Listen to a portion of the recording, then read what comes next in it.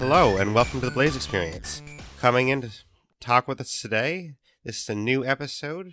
Today we are talking some more Sea of Thieves. We're going to talk to a special guest, and we are going to break down the art book of Sea of Thieves. There's a lot of great things in this art book. Some of them are already in the game, of course. Some of them aren't, and they're like a little bit of clues that might come to the game later, or they might just be clues that Rare decided they didn't want to include after all, but they're definitely nice tidbits to talk about, so we're going to get into a lot of that today. But we are also going to get into our guest and his background a little bit. Our guest today is a YouTuber, Qualityxa. He does YouTube for Sea of Thieves, Destiny, and other games, and he's definitely done a great job with Sea of Thieves so far, so we're glad to have him here to talk with us today. How's it going, Quality? Thanks for that. But yeah, all good. Not too bad. Yeah, no, you definitely have. I've watched pretty much all your videos for Sea of Thieves, and you've done a great job with it. I can't say I'm a Destiny player, but it seems like if you do it the same way that Sea of Thieves, you probably do good with us too. Cheers. But yeah, it's really genuinely have been enjoying Sea of Thieves so much, and I just thought I'm going to give something else a try, because usually it is Destiny on my channel, so I thought Sea of Thieves, and it's doing pretty well, and I really enjoy the game, so maybe that's a reason why. Yeah, I mean, if you enjoy the game, that's definitely, more of a reason to do it, because if you don't enjoy it, then it's a little bit harder to get through it, I think, so. Oh, most definitely. But you sound like you pretty much, like the game so far. You like the direction that the game's going. Most definitely. I think it's definitely in the sense of how they're going to do the content updates and the normal weekly updates. I think there's so much potential with the game, and Rare being the company they are a brilliant company, and I just think that they're going to nail it. But it will be a future one, so there'll just be content, whatever, just releases, so on and so forth, rather than everything coming in one. Yeah, definitely. And like you said, Rare's a great company, and they have been for a long time now. I mean, I don't know about you, but one of my favorite games from my childhood is Donkey Kong Country, which is one of their games. So. Oh, yeah. Honestly, I think one of my favourite games from them was Viva Pinata, and that's really embarrassing to say, because I don't know if you've ever played it. I haven't played that one, actually, but if you want to talk about it real quick. Honestly, you go around and you're playing as almost an invisible character, and it's about gardening, but with pinatas, and you got to attract pinatas into your garden. It's honestly, it's kind of funny, actually. It's probably the most ridiculous game, but it works so well, because I think it came off of a cartoon originally, but it's such a good game. Like, it's just one of them, you can play it for hours and hours and hours. But it makes me actually think of Plants vs. Zombies. I don't know if it's anything like that, but it's not, because it's almost like a progression. So you get the animals into your garden and whatever not. Right. And the more animals you get in, the higher your garden's worth. But you customize the garden to how you want it. And if you want specific animals in, you got to have specific things to attract them in, if that makes sense. Interesting. That's kind of cool, though. Honestly, I'd highly recommend giving it a go. Genuinely. Yeah, so there you go. If you're looking for some more Rare stuff to try, try Viva Pinata or try Donkey Kong Country. Those are two great games we recommend, so. Definitely. But basically, I mentioned you have your YouTube channel, so do you want to talk about what was the big game that kind of broke for you? Was it Destiny that kind of was your big game? If you want me to be 100% honest, it was actually Grand Theft Auto when it first came out. And interesting. The unbelievable thing about it is I think I got the game, it must have been about 2 weeks early. Don't ask me how, but somehow it popped up through my letterbox and I got it 2 weeks early. I uploaded some gameplay and it must have got at least a couple of million views within 24 hours. Genuinely. Oh, wow. And then I woke up the next day and I had 3 copyright strikes from Rockstar. So, yeah, that happened. So I didn't get anything from it. And then I thought, right, I'm going to stop uploading GTA. And literally, that'd be a little bit scary, actually. Genuinely, I woke up and I thought, look, that was going to be a court order. I thought I was going to lose everything over 2 stupid videos where I just uploaded early gameplay. Right. but luckily nothing came of it. And then that was when I decided Destiny.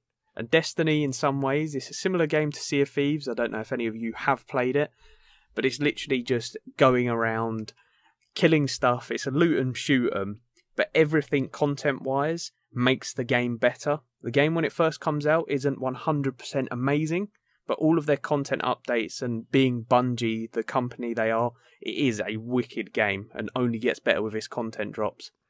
But I started uploading Destiny, and then pretty much after that, I went on to Sea of Thieves, where I am now. And I've been doing YouTube since 2011. It started off just as messing around, pretty much, uploading stupid clips, glitches, funny moments, that kind of stuff. But now I've just gotten more into it, and it's just becoming more of a hobby in my life. And it's never anything serious, and that's the good thing about it, because I do genuinely enjoy doing it. Right, yeah, and that's the thing. I mean, as long as you enjoy doing it, it pushes you forward even more, so. Most definitely. I think when I did start it, it was sort of a thing, you saw these YouTubers, and the first thing I ever saw was one of them silver YouTube plaques, and as soon as I saw that, I was like, damn, I've got to try and do this. Like, that, seeing one of them genuinely gets me excited.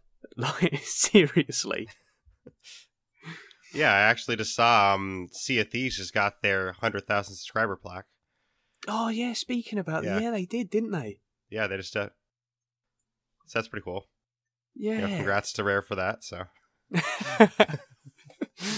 No, it is wicked. It's definitely something that I want to try and achieve, whether I get it or not. Yeah, I hope you get that too. I mean, that'd be great.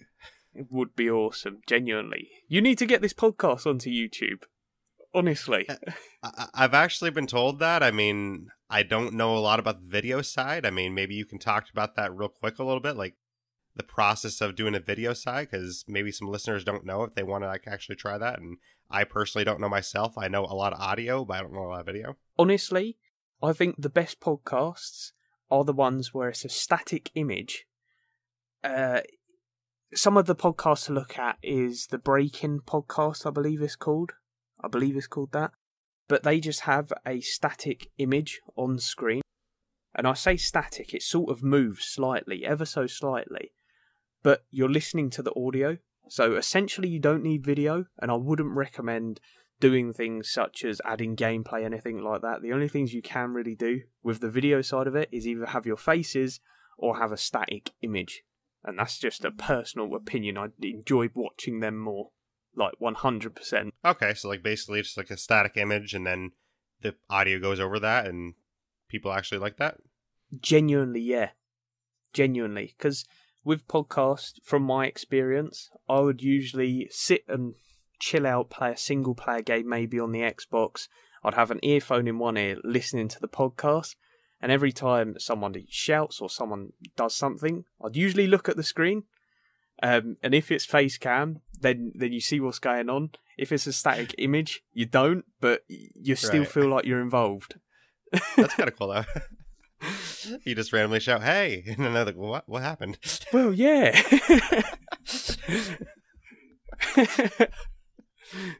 No, that might work out, though. Oh, most definitely.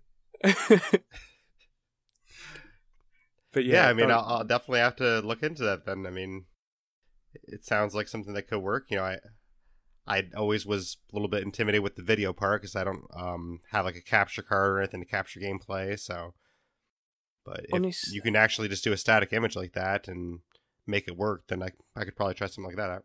Yeah, genuinely, if you honestly look at some of the bigger podcasts, you'll see that they either have a static image or they do have their faces.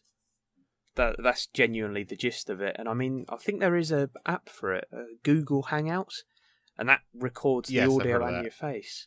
So it's pretty neat if you ever did want to try it on that. But it is pretty cool. Definitely sounds like it. I mean, and for anyone that is also looking to possibly start their own YouTube, what would you recommend they do? If, say, they don't want just a static image and they want to actually have video. Personally, I genuinely don't think you need to have like the greatest setup in the world.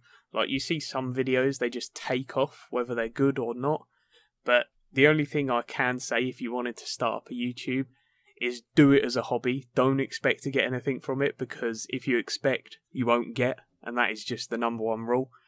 But yeah, honestly, recording gameplay, just even if you're just enjoying footage, funny moments, upload it. If you want to do a podcast, do a podcast. Like, it's genuinely worth trying. One of my friends I actually work with, he's actually just started his own YouTube. I told him, because he's been looking at getting a gaming PC, and I said, Right. You don't need a gaming PC to do it. Like, you just don't. As long as you've got something, even if you're recording with your phone, some people still do that, and some people are still successful, but it's just a way of starting. Right, yeah, that definitely makes genuinely sense. I mean, I don't think you need like the top of the line stuff to start. I mean, you just need like, stuff that'll give quality and then do it from there. Yeah, because I think most of it's personality. Like, Right. I think the YouTubers I usually watch, you can relate to, and I think if you can relate to a YouTuber, you're more likely to tune into their videos. Yeah, I mean, most of the popular ones, are like relatable, or either they're super good at like the games they're playing, so like people watch to see like their skills in the game, or sometimes a lot of them are funny and people watch because they're funny. Yeah, I mean, do you watch PewDiePie often? I do actually, yeah. He's pretty funny. I think you stay interacted with his videos, because he's funny, but the amount of transitions he has in his video, like he'll do, I don't know, loud music sometime, or he'll zoom in, change his screen to grey. Like, there's so many different things what happen, and it keeps you watching all the time.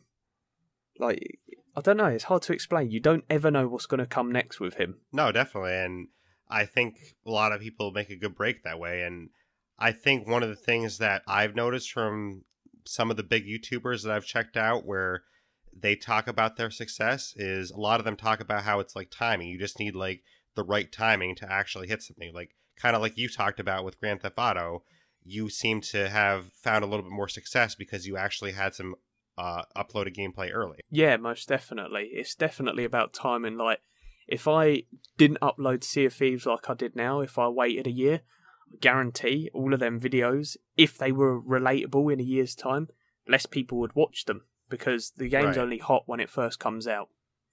And that's the thing about it. It's like news. You can't report on news a week later than when it's just first come out, because it's old news then. Right. No, definitely. I mean, I think if it's based on news alone, then you have to put that out right away. If you're doing it on, say, gameplay, you might have a little bit more leeway, but you definitely want to have the right timing for whatever you're trying to do. Yeah, most definitely. Most definitely. Kind of like you said, if you're planning to do a YouTube based on a game and that game comes out in 2 months, don't wait 2 months after it's already out. Try to get a video out or something when that game is first released. Yeah, most definitely. I mean, especially for things like tips and tricks, collectibles, all of that kind of stuff, because that's what people want to see when the game first comes out. If they want to find something, they want to know where it is. And if you're uploading 2 months later, you've lost a click because somebody else has uploaded that 2 months prior. Right, and that they're going to find that person's video first because they're going to search it in YouTube and be like, oh, this person already has a video. Perfect. Yeah, most definitely. I know a lot of people like achievement videos on how to get achievements, so that's an option too. Yep, most definitely. Even to this day, I've recently downloaded Killing Floor, and it's basically a zombie shoot 'em, and they got collectibles in. Usually I would say I'm pretty good at finding collectibles, but there's the odd map where I want to find them. So where do I go? YouTube. First video that comes up was the first ever one that was uploaded. And there you go. That's why you want to have the good timing. So yeah. But you talked about how you started this about like 7 years ago. When you first started it, what kind of drove you to start it? Like, what made you set out to actually make a YouTube? It probably was at first when I was younger, because how many years? 7 years ago? I think I would have been 14 years old, I believe. 14? Sounds about right. I would have been 14 years old, and it was money motivated. All of my friends were doing it. I did want to earn money because you hear about all the YouTube fame and success. But when you start doing it, it is just a hobby. Like, now I'm doing it. I've got a full-time job at the same time. And when I come home, I'm like, right, I want to give people who watch my videos a brand new video on Sea of Thieves news or Destiny news. And if I'm not in the mood for it, I won't upload it. Just because if I am in a bad mood or if I've had a bad day at work, it's going to come across in the video. And that's just the way it is. Yeah, definitely. And I think those are things to take into account. I mean, I was just sick for like a week, and when you're sick or something, it obviously affects the audio too. So, oh yeah, definitely. Especially if, say it's say like you were sick. If you got a bad cough and you hear coughing every 5 seconds, you're going to click away from that video. Right. Hopefully, I don't cough too much for this one because I'm not fully better yet, but I think I'm pretty good so far. It's gonna start. You're gonna start coughing now, aren't you? Every 2 seconds, just for you. How do I leave this? But like you mentioned, doing your videos for the news and everything. How much work would you say typically goes into one of those videos? It would probably, recording wise, it doesn't take too long. My videos aren't scripted, which is probably a bad idea. I think I definitely need to script them more, and that probably take them up to little bit longer. But when you come to rendering a video, especially because I try and get it the highest quality settings, it will probably, the rendering itself probably takes about 2 hours. The thumbnails probably half an hour, and the recording I'd say 45 minutes. So it's probably coming close to 4 hours, 15 minutes roughly. And that's what I think a lot of people don't understand too, though. I mean, they think they see all these videos, they're like, oh wow, I can do that in like a half hour. I mean, you have to actually put the time into it. So most definitely. I mean, when I do upload videos, I don't expect to be the best video that's out there. Like, that's just not my aim, and I know full well that I'm not the best YouTuber, and chances are I never probably will be. But when I upload a video, I do it because I enjoy it. The editing, that's just because I find that's my best way of editing. The stuff I put in is because I want to put that in. It's that kind of stuff. I don't do anything to become the best or do anything to improve my videos so I don't have fun enjoying them. Like doing them and enjoying it, if that makes any sense. No, it definitely does. I mean, I think along those lines is about like finding your own style, because every other YouTuber is going to have their own style, so it's about finding your style. Yeah, no, completely it. Because I think if you do copy a YouTuber, people know. That's just the way it is. You will get told in that comment section, or because I do believe there's a YouTuber called Crow's Nest, and he uploads phenomenal YouTube videos to Sea of Thieves. They are 10 out of 10. Like, honestly, anyone who's watching this, if you do want the top Sea of Thieves YouTuber, I'd highly recommend him, just because the quality and production that he goes to is out of this world, genuinely. But regardless, he does them videos because that's his style. He enjoys doing it like that. And the good thing is, you don't see him spam out videos. Right. If he did spam out videos, I think there'd be a lot less quality and they wouldn't be as enjoyable to watch. But that's just a personal opinion, I think. No, I think that definitely makes sense, though, because if you're putting out new videos like, okay, every day there's a video, then I think people would actually get a little bit more tired of that. But if you have it like a set schedule that's a little bit more, I'd say, drawn out, then I think it'll leave them wanting more. Yeah, most definitely. And obviously him, I'd say mainly being news, he's quite quick to it, but he sort of uploads it in bulk. So maybe he'll wait a week and he'll have all of the news rounded up for that week. Whereas someone like me, as soon as there's news out, I'll upload that, and then I'll upload another video on this. But I think it just depends what type of style you like watching personally. Right, definitely. Yeah, I mean, I think he's definitely quick with the news. I think you are as well. And also, I don't know if you've seen Richie SH, but he's pretty quick with the news as well. I don't think I have. And he does Sea of Thieves videos too. So I'm going to have to check him out. Because I enjoy watching. I genuinely do enjoy watching other YouTubers, because when I do see that type of stuff, what they do, it sort of gives me some ideas on what I could do better in that sense. But yeah, definitely check him out. He has some great Sea of Thieves videos too. His channel's basically all Sea of Thieves right now, so. No, I definitely have to. But along those lines of like having a channel dedicated to one thing or multiple things, I know you do Destiny and Sea of Thieves, so if you decided to cover something else, like how does that process work for you? How do you decide, okay, I want to cover this game or I don't want to cover this game? Firstly, it has to be something I enjoy. If I didn't enjoy a game, I wouldn't do it.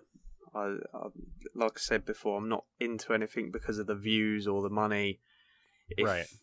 I'd only do it if it suited my audience as well. So Destiny and Sea of Thieves, very similar in the sense they're kind of loot 'em, shoot 'ems. Obviously different aspects to that. One of them, Sea of Thieves, so you're in the sea, you got standard weapons, but you earn money to buy your loot. Destiny, sort of the same. You can get a currency in that where you can buy your loot. You can also get loot drops. So they've got to be similar to what I mainly cover, because I think they're the games that I mostly enjoy as well. And if you do upload them, the people who do follow you or watch you, they'll usually tune into them videos because they'll also get the same kind of games, if that makes sense. No, definitely. Say that listeners like find a game that's a little bit similar, but maybe you haven't heard of yet or something, and they actually approach you and say, hey, are you going to cover this game? Would it actually pique your interest to possibly check that game out? 100%. There has been some times where I have bought some games where people have said, look, they're quite good. Maybe I've downloaded it, played it. If I didn't enjoy it, I wouldn't upload it, and then I would genuinely go back to that comment and say, it's a good game, but I can't upload it. Just because it doesn't suit my style, I don't enjoy it, and I don't know enough about it. Because I think that definitely makes sense, though. I think being news as well is sort of hard. If say like, have you played a lot of the Call of Duty zombies? Trying like doing them Easter eggs, like the. I have played a lot of the Call of Duty zombies. I just haven't done a lot of the Easter eggs. For me, that's not really my style to do the Easter eggs as much. But yeah, see, that's the thing. It's like I would never ever be able to make a video on them, like, because they've got to take hours of trying to actually explain where to go, what to grab, what to do.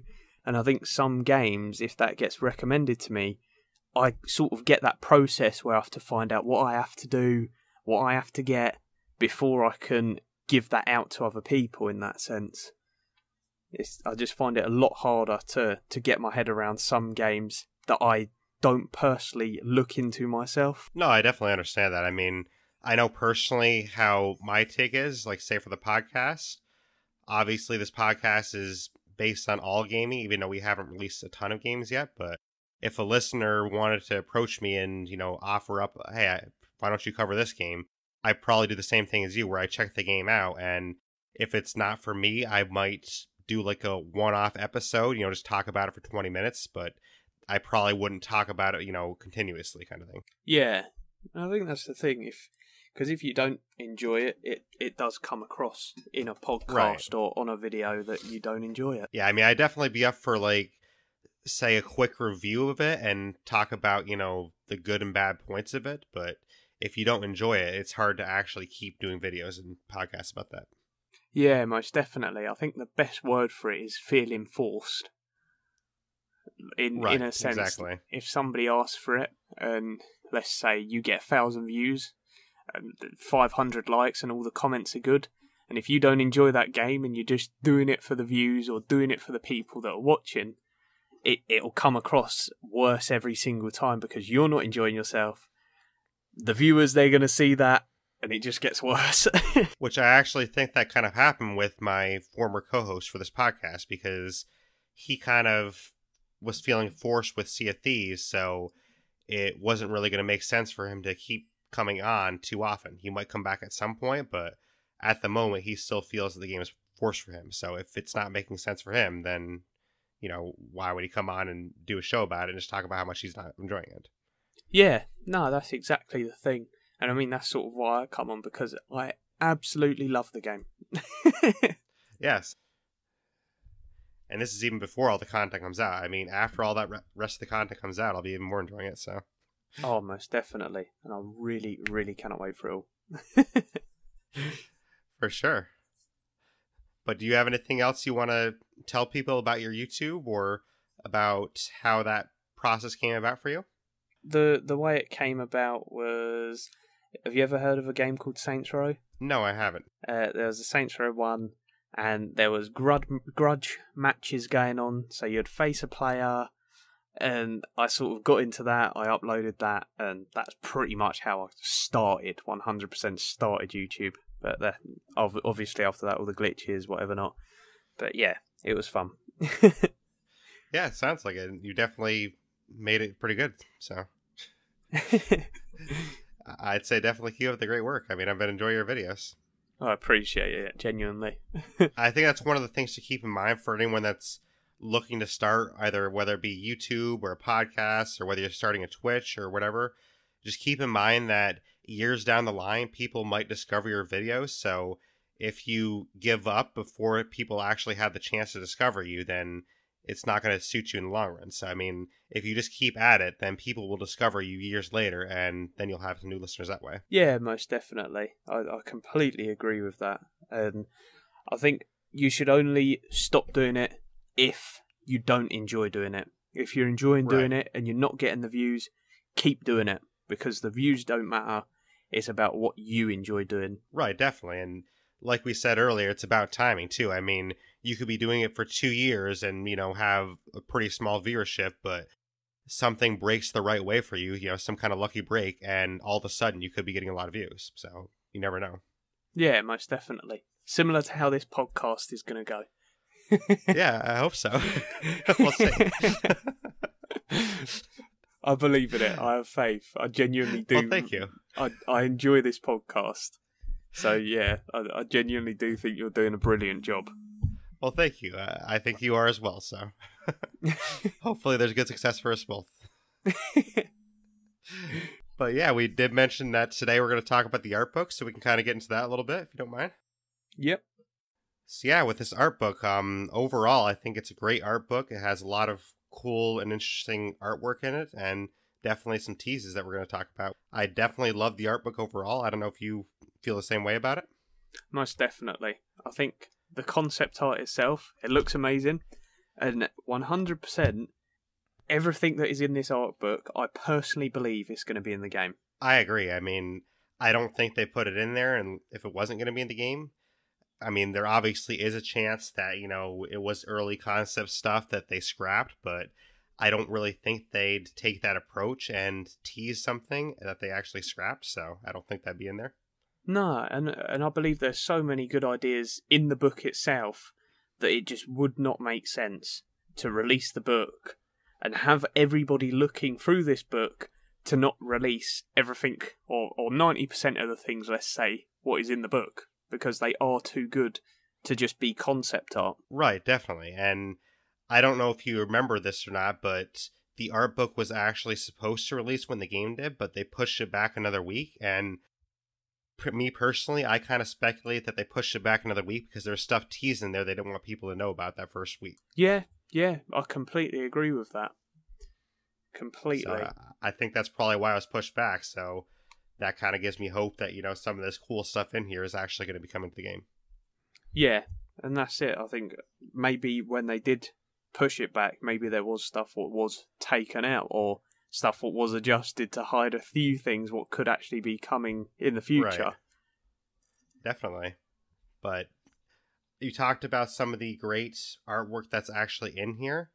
I wanted to talk about probably my favorite piece of artwork from the entire book. Mine comes from page 18.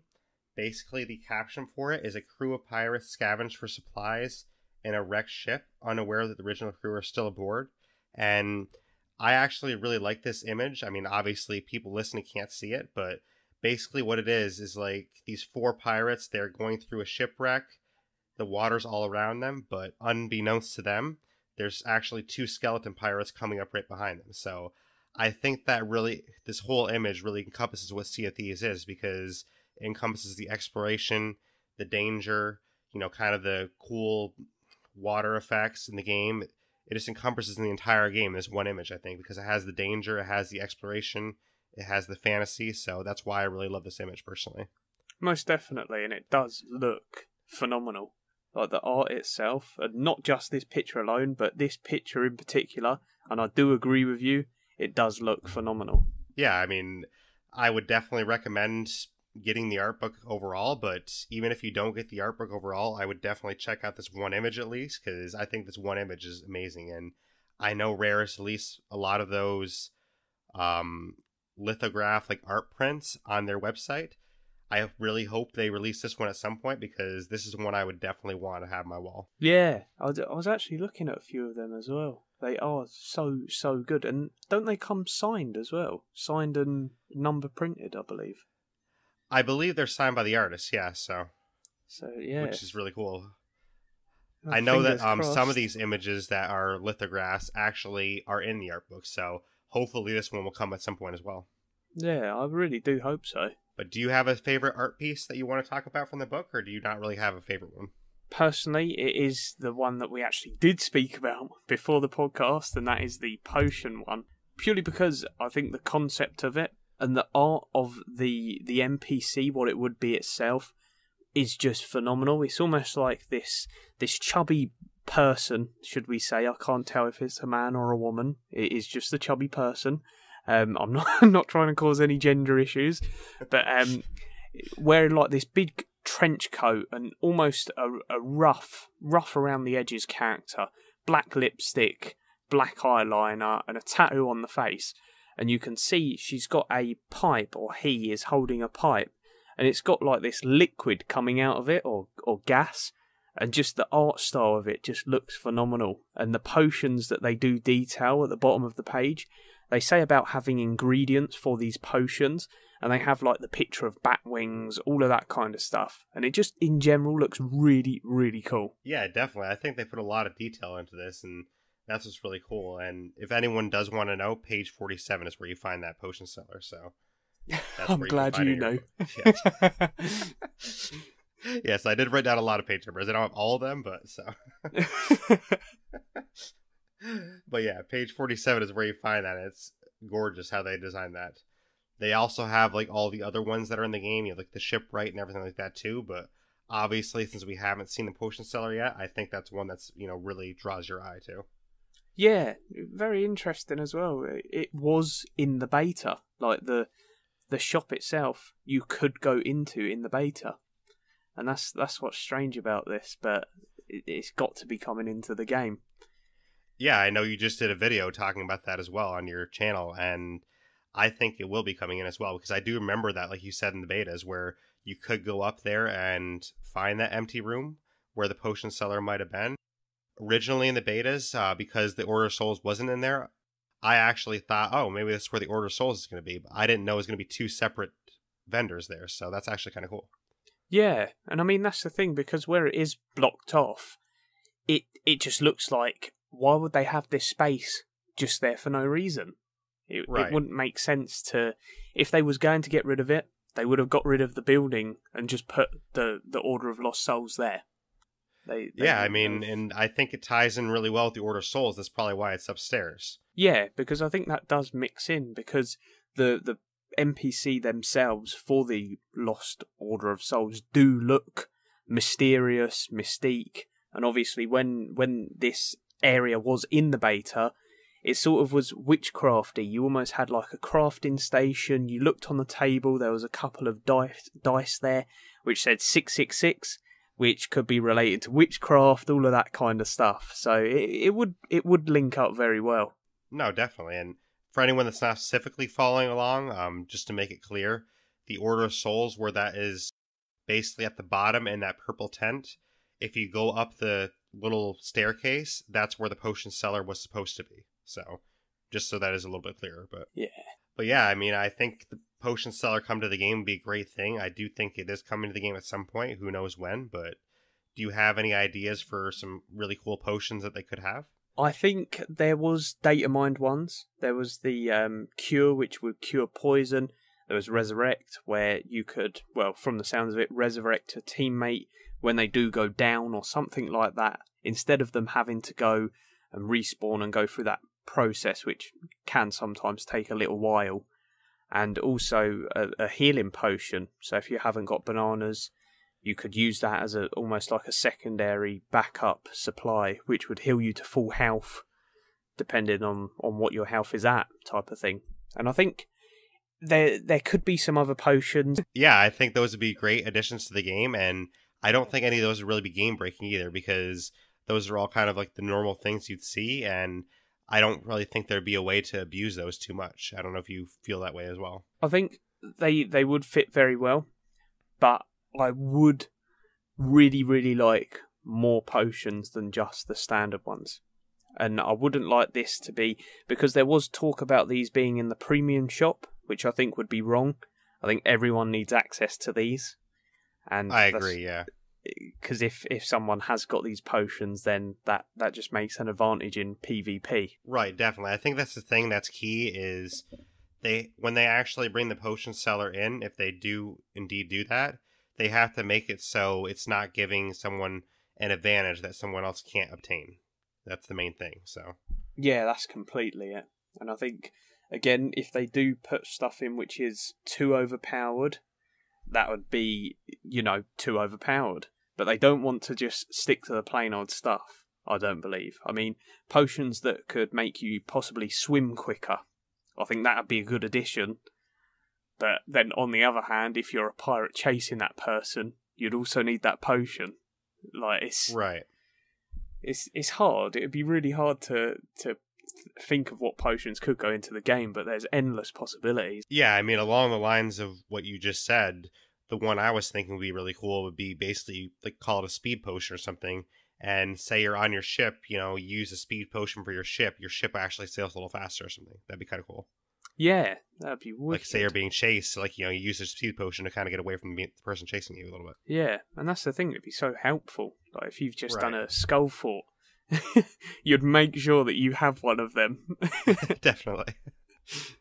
Of course, though, as we say this, I mean, Rare would just have to make sure it's balanced enough that it's not going to be game breaking, because if someone just stocks up on, 10 speed potions or whatever, they just do a skull fort, pop 10 of those, they're at the outpost immediately. You know what I mean? So, yeah, that's it. You wouldn't really be able to have that, because, that would obviously break the game at that point. So they'd have to, have some way to cap it if they're doing something like that. Maybe, only one speed potion at a time or whatever it is. So. Yeah, and I think that is the problem that they're going to have with that, because, right, again, they can't just have the plain simple stuff, because, resurrecting is cool, but you can respawn, which... Yeah, the resurrection are cut out a little bit of time, but not a great deal. And the cure potion, you already sort of, with the poison with the snakes, it doesn't last too long. And it's weird. It's I don't know how they're going to go about it, but I do think that they're going to do a good job if it does come into the game. I agree. I definitely trust them to do a good job with it. I just think they have to be careful, though, if they go into areas say there's potions that deal more damage or something, because I think that's a risky area to head into, because that could be abused very easily. Yeah. See, speaking about that, actually, I've always believed in progression systems in games, and obviously this doesn't have one, but I genuinely believe you should be able to level up your gear and level up your weapons, and when you do level them up, I think you should get damage boosts, but only to non-player skeletons and non-player enemies. Actually, I think that might work out. I would say definitely not towards other players, because you could have somebody that, just started the game today when you've been playing for a year, and it wouldn't really be fair to them. But I think for non-player characters and skeletons and things, that actually would be fair, probably. Yeah, I can understand in some aspects, some players, if you've got another crew on the island that you're going to, they might struggle a little bit more if they've got lower gear. But I think if you work that hard to get higher gear, it's sort of fair in a sense. If right. You're working hard to level your stuff up, then you deserve to be rewarded in some aspects. Yeah, I would say it'd be okay to do that if they contain it to voyages, maybe. things like, say, like the Hungering Deep, I don't think it would be fair still to have that apply to threat is, because other players are going to take out that threat as well, and if you have an advantage on that threat that they don't have, then I think that would kind of make an imbalance. But if it's just for your personal voyages, I think that wouldn't be an imbalance, really.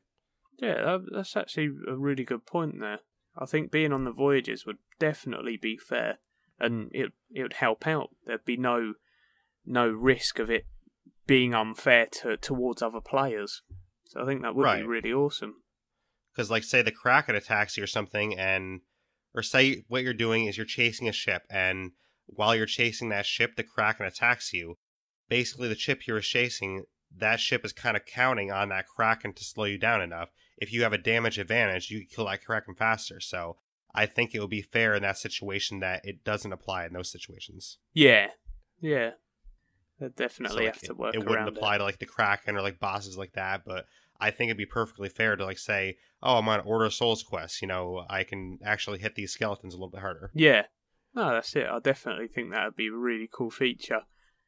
They just have to make sure that they work around when people are just having a voyage on, and then, Right. Because personally, if I had that situation, I know I'd just stick a voyage on, and I would just not complete it, and I'd go around chasing people who've just done skull forts. You know how it is. Yeah, see, that's how they'd have to like somehow make it tied to the voyage. I don't know how they'd do that in the back end of the systems, but they'd have to find a way that people can't abuse that, where like it only applies to stuff specifically for that voyage or something like that. Yeah, most definitely. Or say you're like doing a merchant's voyage and you're collecting chickens, like if skeletons pop up on that island where you're collecting chickens, like it applies to those skeletons, but it wouldn't apply to this stuff. I don't know how hard that'd be to do in the back end. I mean, it might be pretty hard to do that, so this might be a little bit of a hard ask for them, but I would say it's definitely cool if they can do it. Yeah, I mean, let's wait and see. I mean, glitch-wise, I know that there was the merchant glitches what have been going on, but they've been fixing them pretty well. I think there's been like 3 or 4 glitches where you could sort of cheese it and get as many crates as you want and as many animals, whatever not. But they've done a pretty good job of like fixing them cheats, which is good. Yeah, definitely. I know they've made the one now where they only have a limited stock of voyages, so they run out of voyages after a certain time, so that kind of solves a little bit of that. Yeah, and I mean, there was a new merchant one which was out for about a week, I believe it was. And what actually happened, it was where people could grab the voyages, free voyages, and obviously if you're in a team of 4, you can get 12 voyages from the merchant. You grab all the crates, you load your ship up, then you go to another island, you fill your ship up with crates again, and you keep doing it until you've looted all of the outposts. And then you would go back, deliver, I think it was a certain voyage, your last voyage is what you had. And then once you've done that, every other voyage that you would complete would only go to one outpost, I believe it was. Yeah.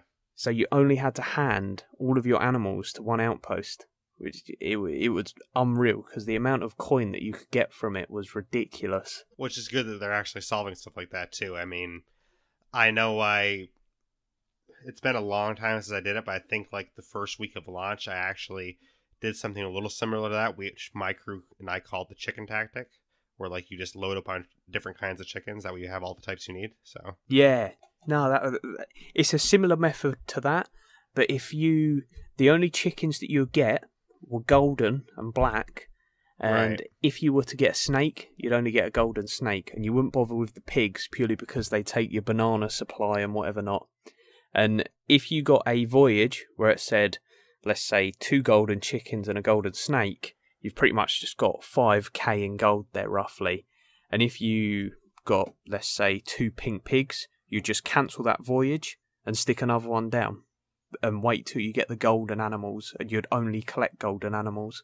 Yeah, it definitely makes sense. I mean, I'm glad that they're actually fixing stuff like that. That way it keeps the game a little bit more honest. Yeah. I know not everyone loves the merchants. I mean, I personally do, but for the people that don't, I do get why it kind of sucks maybe, but I like it, but I think it's the most time consuming.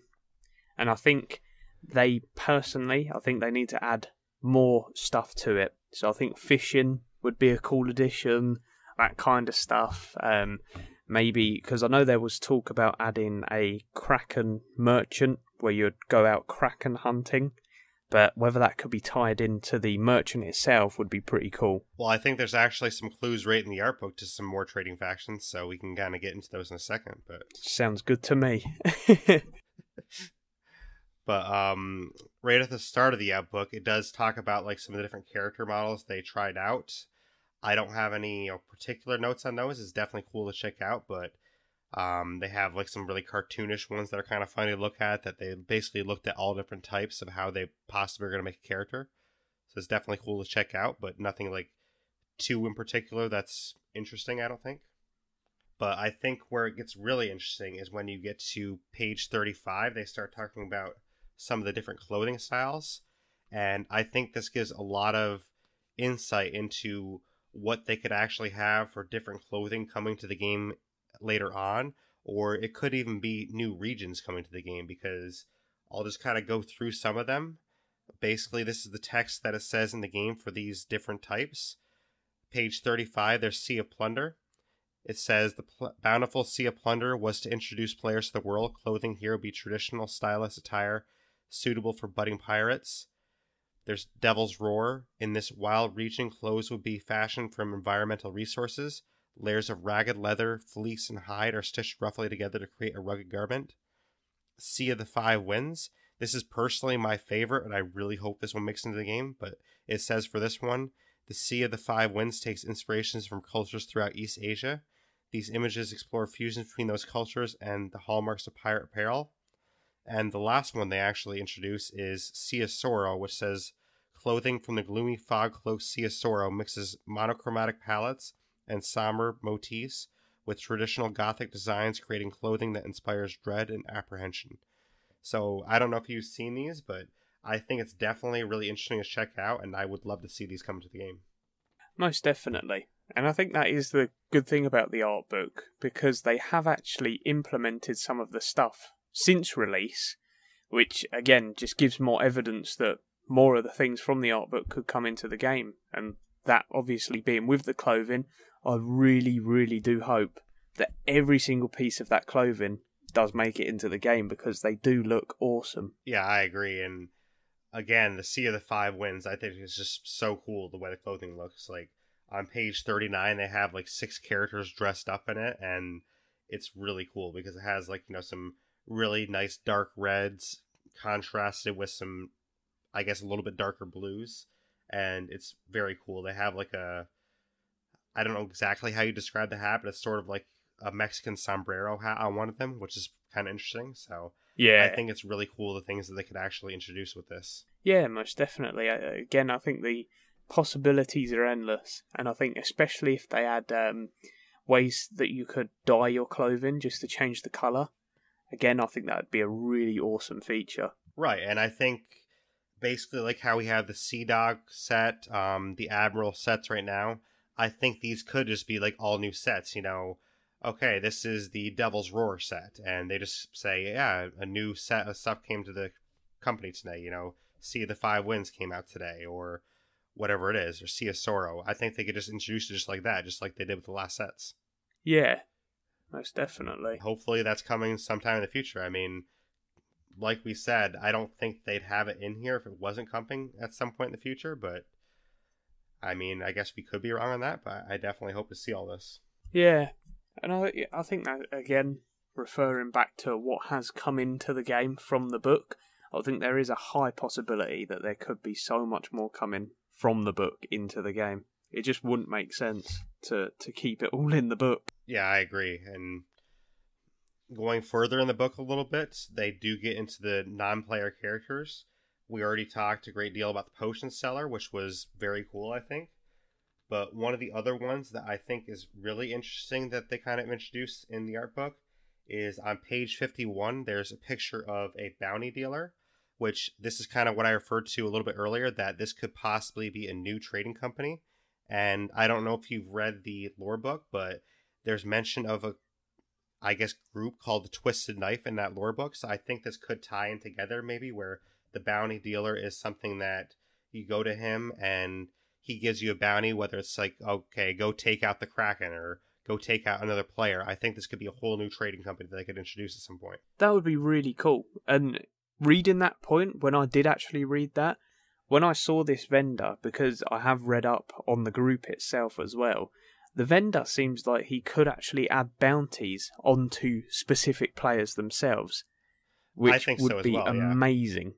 Because if you saw a player and let's say it highlighted his last location and it would say he's sailing a sloop or sailing a galleon and what his galleon looks like, you could go out and hunt them, which again I just think would be absolutely amazing. And you have to come back with a certain piece of gear he was wearing or something that was on his ship to prove that you've killed him.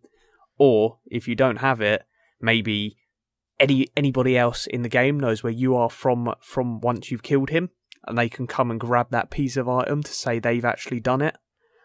Something like that would just be really cool. But right, yeah, like maybe when you go to him to get a bounty, he'll give you like a picture of a ship that's in your server, and you have to go try and find that ship or something. Yeah, really cool. I think that just works so well. It would also be like kind of time sensitive in its own right. They wouldn't even have to give you a time on it because maybe when that picture comes out, that ship is notified. So, like, if that ship makes it to an outpost to switch their colors fast enough, you might not know it's them. Yeah, and then if they do that quick enough, then they'd be rewarded with what the bounty was. Something like that would be awesome. That'd be kind of a cool way to play around with that. I mean, I definitely think, whereas the potion seller, I think is clearly like a vendor in the same way that the weapons dealer was. I think the bounty dealer definitely applies to a new trading company. I don't see, I mean, maybe there's a way they can incorporate it where it's just a strict vendor, but I think it has to be a new trading company altogether, I would think. Most definitely. I really hope it is as well. But also on that same page, there's another vendor that I think is a new vendor. It says the map seller and tattoos on page 51. Which I think would be really interesting to have this. I don't know where they'd have this shop if they did bring it in, but I think it'd be really cool if you could actually purchase tattoos or purchase maps. I don't really know how the maps would play in too much yet, but maybe when they start introducing new regions, like say Forsaken Shores, you could buy a new map of that region that like details it even more. Yeah, I think when I was actually reading some of the things that had been data mined, there was actually tattoo editing as well as getting haircuts. So if you wanted to change the hairstyle of your character, and you could also change the scarring, because I know when you start the game, your pirate may have some certain scarring that you might not have wanted, but they were the best looking pirate in the pirate selection thing, if that makes sense. Right. But yeah, I do believe that they will add that because it's something that you want. Little bits of customization like that.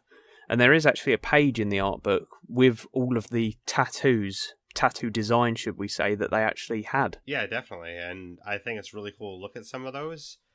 I think probably a little bit of the holdback with that is it's probably a little bit difficult for them to assign the mechanics for that because say you have a tattoo dealer, people are going to want to be like, oh, I want this tattoo. Let me place it on my left hand. Let me place it on my back. Like, it's probably a little bit difficult mechanically to get that to be placed wherever the player wants it. So when it's first introduced, they might have to do it like a way that's a little bit more simplified. Maybe here's your back tattoos, here's your arm tattoos, and you have to choose between those sections maybe.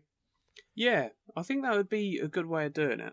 I think because when people do customize them the way they want and make them as big as they want, I think it just gets a little bit ridiculous. Like, right.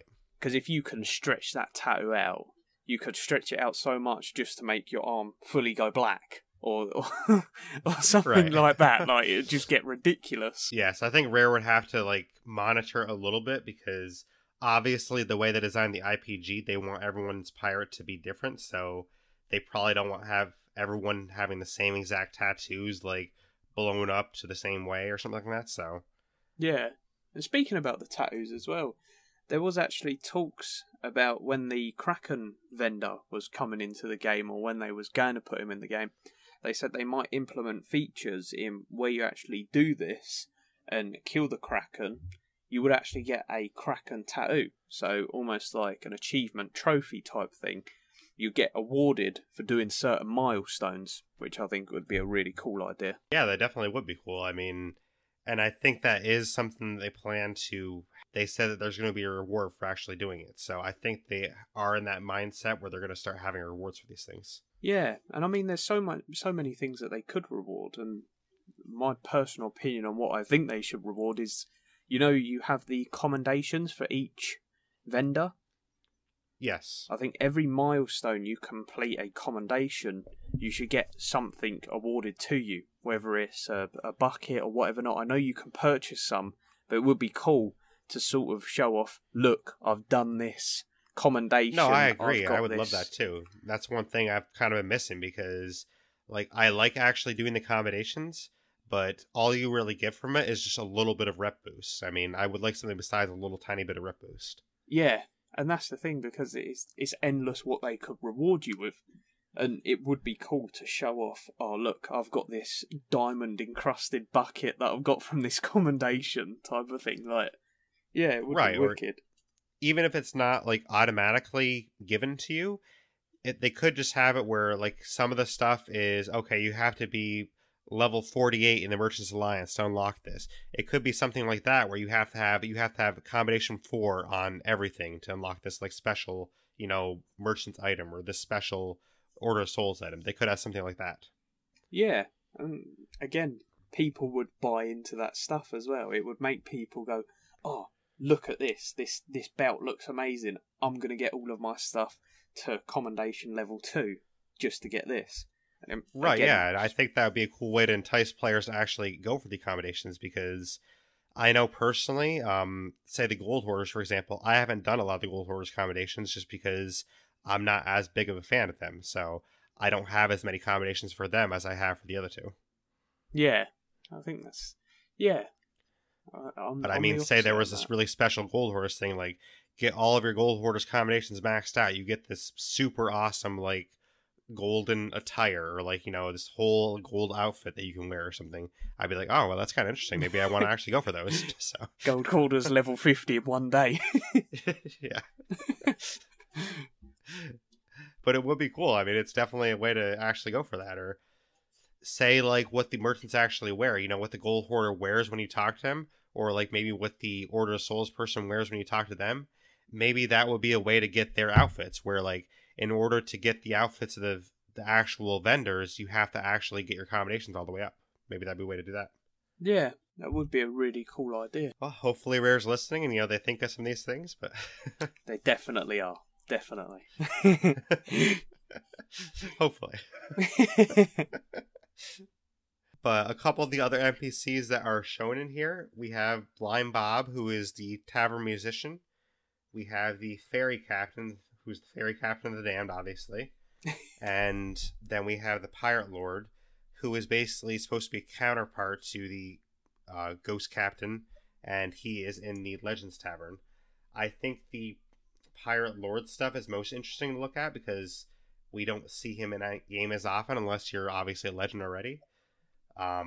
It's definitely cool to see like how they actually broke down the characters though, because they give you like a full picture of the character, but it also takes it away piece by piece and kind of shows how they designed the pieces. That's really cool. Yeah.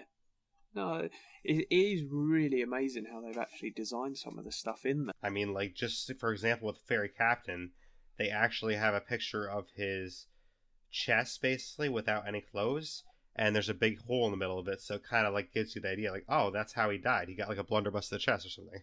So yeah, and it makes you sort of think, with all of the... Because they're on about adding more ghosts into the game, or I believe that's what they said, and it would be cool to learn more about how they died, where their location was, and is there anything behind how they died? Like, could you find a certain treasure piece or a certain piece of clothing what they was wearing? Like, just story-based type things. Right, definitely.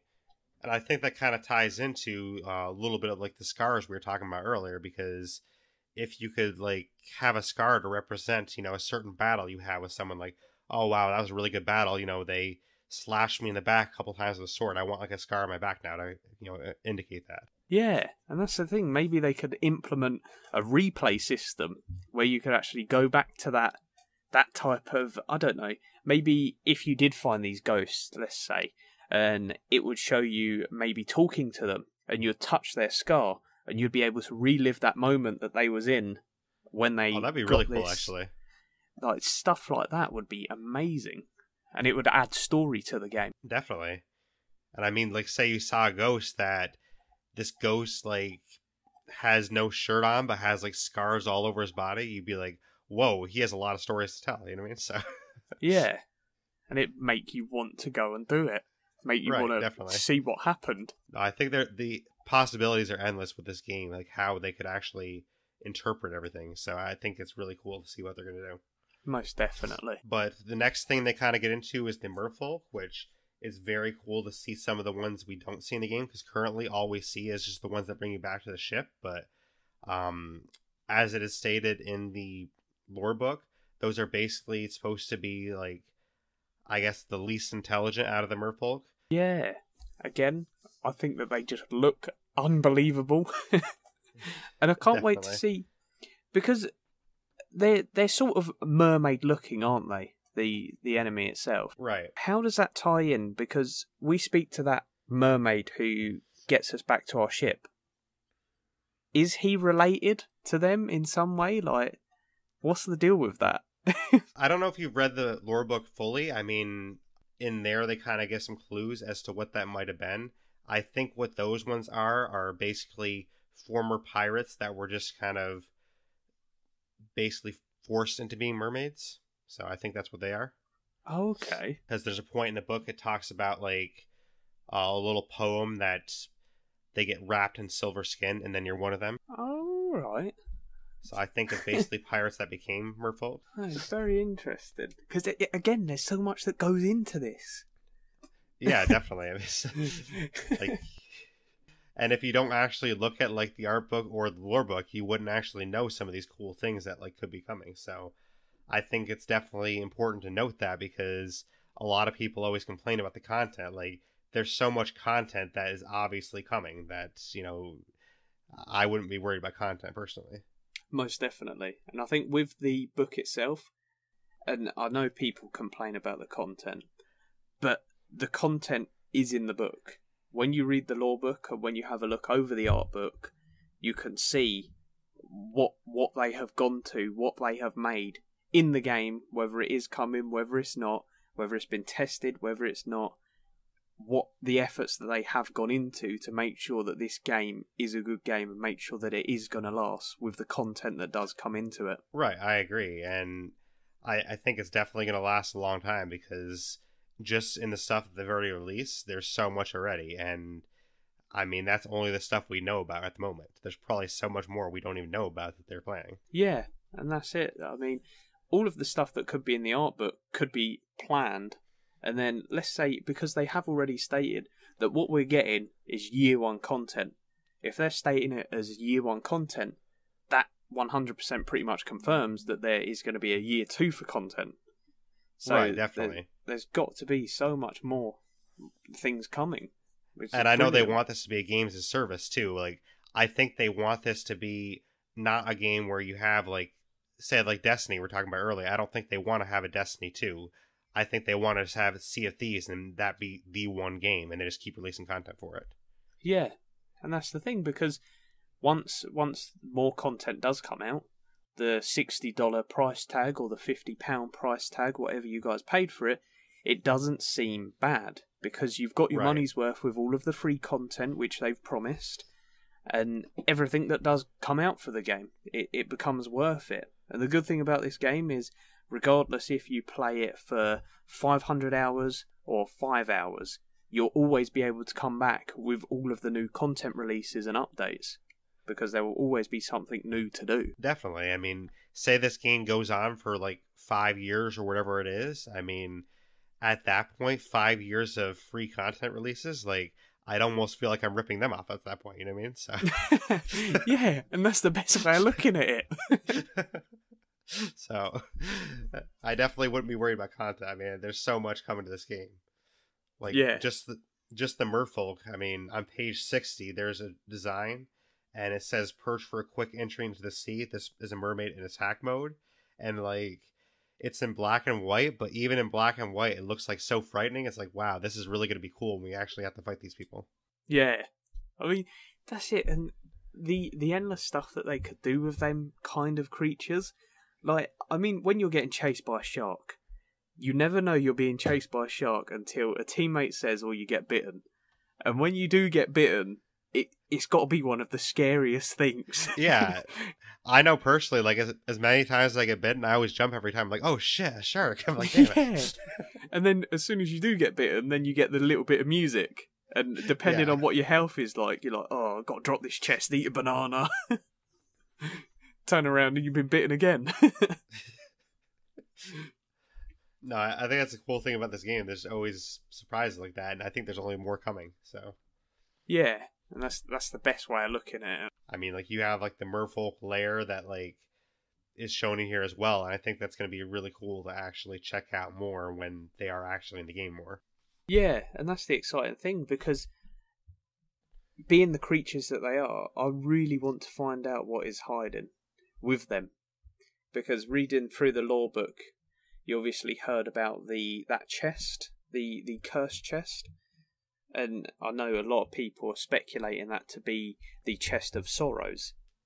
I don't think it is. I personally believe that the cursed chest is something special, what could be introduced into the game at some point. Which cursed chest? It's literally called the cursed chest in the lore book. See, yeah, reading through the whole lore book, I know exactly what that is, so I don't want to spoil it, but okay, yeah. It's definitely not the Chest of Sorrows. I can say that for sure. It's definitely not. It's way different. Yeah. So I think so many people speculate it to be the Chest of Sorrows, which I don't get.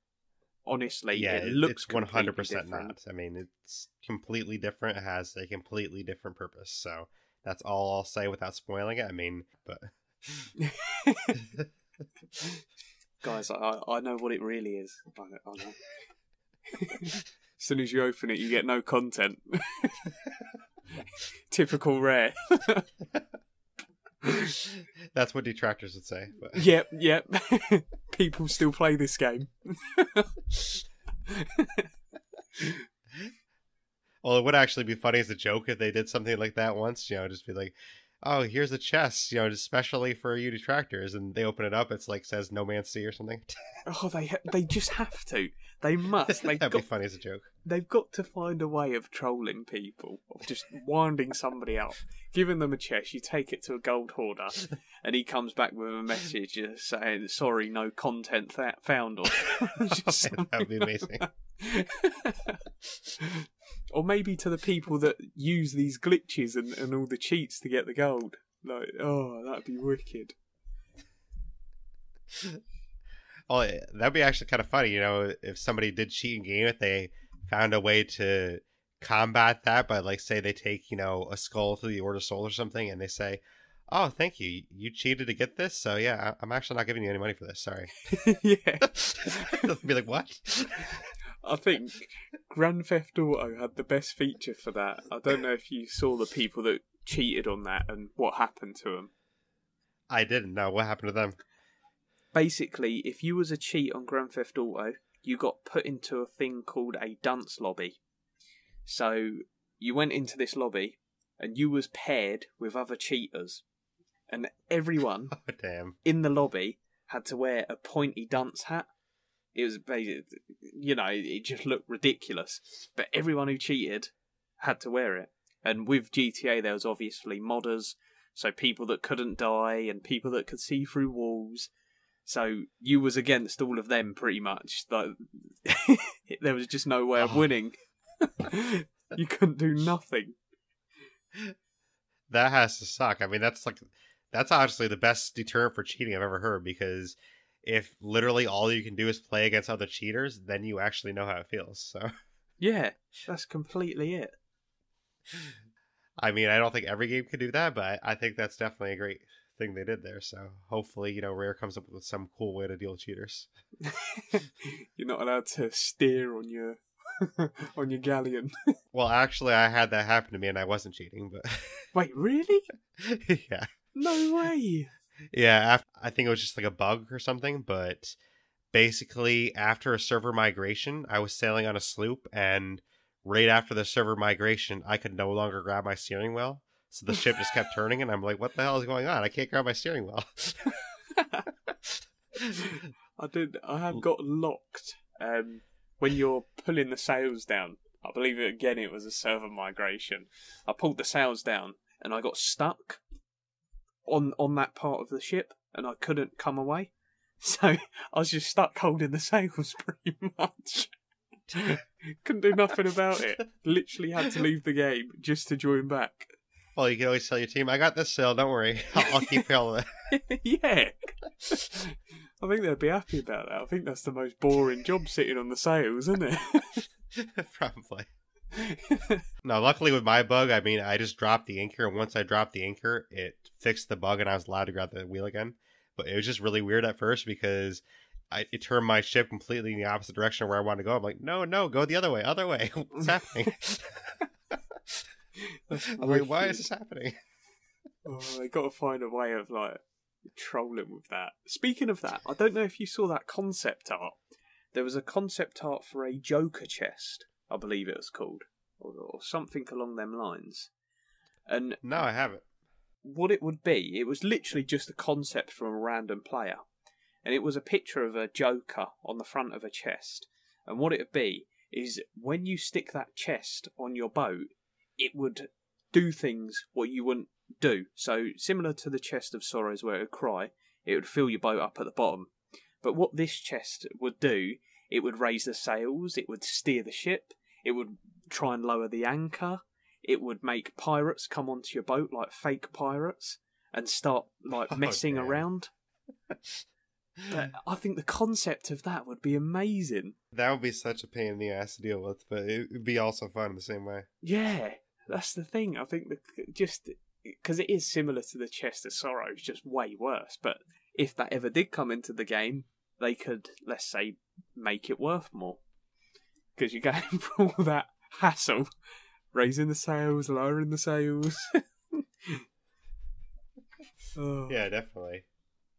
No, I think there's really cool like joke concepts or like interesting concepts that you wouldn't really think of that they could bring into this game. I mean, just getting back to the art book a little bit, there's some really interesting ships that they're designs for there that I don't know if they'll ever make, but it's really cool. Like there's a ship that's a floating tavern on page 77, and that's really cool to like actually think of, you know, where you just randomly in the middle of the ocean see, oh, there's a floating tavern, let's go have a drink, you know. Yeah. It's like, what the heck is that? So. But that's the thing. I think places like that, because I personally believe they need to add a zone which you can't attack in. Even if it's just one island, just an island where it's more social. A way to meet new people, should we say. And I think something like that, where maybe they could have this massive tavern ship hovering above an island, I think that would be so cool. Yeah, I think it would be too, but it also would be sort of like a way for people to abuse it in some ways, because all the people that like to grief, they would just hang around that. And so when you come out of that area, then you get griefed immediately. True, but then again, they could work around it. Maybe when you do come out of it, it would spawn your ship to a desired location for one specific travel, and it can't be near, if you've got a voyage, it can't be near that location, right. Something like that. But or maybe not even that, like maybe like when your ship sinks, it respawns, you know, far away from where you sunk, so maybe when you come out of there, it just automatically respawns you somewhere across the map. Yeah, that'd work well. Because then they wouldn't even know where you're going to respawn, so. Yeah. Although I probably would be one of them people in the ship waiting for the people to come out, I'm not going to lie.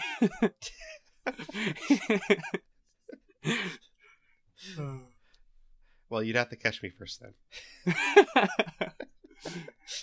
Honestly, the only reason I'd be one of them people is because the amount of times I've done a skull fort, fully completed it, got like turned around, and then you just see 3-4 galleons just come out from behind rocks, and you're like, oh god, might as well just jump off the boat and give them the loot now. It always happens. And it's not as if, like, we're the worst players, but by the time you've completed the Skull Fort, you've got 5 cannons between you, you've got 2 bananas between you, you've got no wooden planks to repair. You just cannot do nothing. Well, I actually had an experience like that. That was probably one of my biggest highlights that I've ever had in a game, where my usual crew, like it was all 4 of us on a galleon, and we completed a skull fort. So we got all the treasure on our ship. We went to sail away. We had 1 galleon and 3 sloops chasing us all at once, and we actually got all the treasure sold, all of it cash for ourselves, and none of them ever touched us. So we managed to evade them, sink them, whatever we had to do, and we never got touched. So that's wicked. Because usually we had the entire server chasing us except 1 galleon, which in our midst of like running away from these other people, we actually saw the other galleon, and luckily they didn't chase us at the time. But now we had to use so many different tactics. I mean, we dropped one of our best fighters into the water. They actually got onto the other galleon that was chasing us, and they basically just kept killing the 4 players in that galleon over and over again because our like combat player was so good. So they just stalled that galleon so much, and then like we lost another sloop in the storm. We lost another sloop going through rocks. Like we had so many different tactics we used to lose them all, but it was so like such a feeling of accomplishment when we actually cashed it all in that we managed to evade 4 ships. That's wicked. Because usually what we do, if we do go to a skull fort, or if we do see one, we'd usually go to a tavern before, and we'd get a bucket filled with sick. And I know that sounds like, a stupid thing to do, but when you come into combat, and let's say you lower an anchor, because I think that's the best tactic. If you're being chased, just jump in the water, go onto their ship, and lower the anchor, because you've already bought your team some time then. And then if you're getting attacked, you'd usually just throw some sick over them, and it just covers their whole screen. Right, that makes it hard for them. Yeah, and it's just the little things like that. But usually we'd send 2 people, always, just to lower a ship. Or if we've got a gunpowder barrel, that'd usually work well. Even if it is a teammate suiciding. No, definitely. My style, I'm more of like an evasive player where I'm not really going to fight you per se, but you're also probably not going to catch me. So for me, like my philosophy is as long as I sell my treasure, then I have won the day. Like I don't really give a shit if you sink me as long as I sell my treasure. So yeah, I'm kind of in the same way. I'd say I'm a thieving pirate as well. If I see a sloop, and if I only see 1 player, and we're a galleon, and there's only 1 player on that sloop, bearing in mind, I'd leave it. If we see 2 players, that treasure, whatever is on that ship, is now mine, whatever happens. Right. And I do feel bad, regardless if it's 2 players, but it's a pirate game. What am I supposed to do? I can't just leave everyone. No, and I respect that. It is annoying though when I'm on a solo sloop and like a galleon of 4 players like tries to harass me. I'm like, seriously? There's just nothing you can do as well, because I know people say the sloop is faster, but if your galleon catches wind, you're actually faster than the sloop. The sloop is faster at turning, but I just don't know. It's hard because I believe the sloop should be faster no matter what. In any situation. There's ways you can get around it. You just have to basically outsmart your opponent, which does take a little time sometimes. Like there was a situation a few days ago, I'd say, that I was on a solo sloop and I was just doing some merchant quests. I didn't have a ton of time to play, and right as I was I had to go to Golden Sands to turn in my merchant cargo, and right as I was going there was a pirate legend ship there, and they were trying to be big shots and basically camped the port that I had to go to.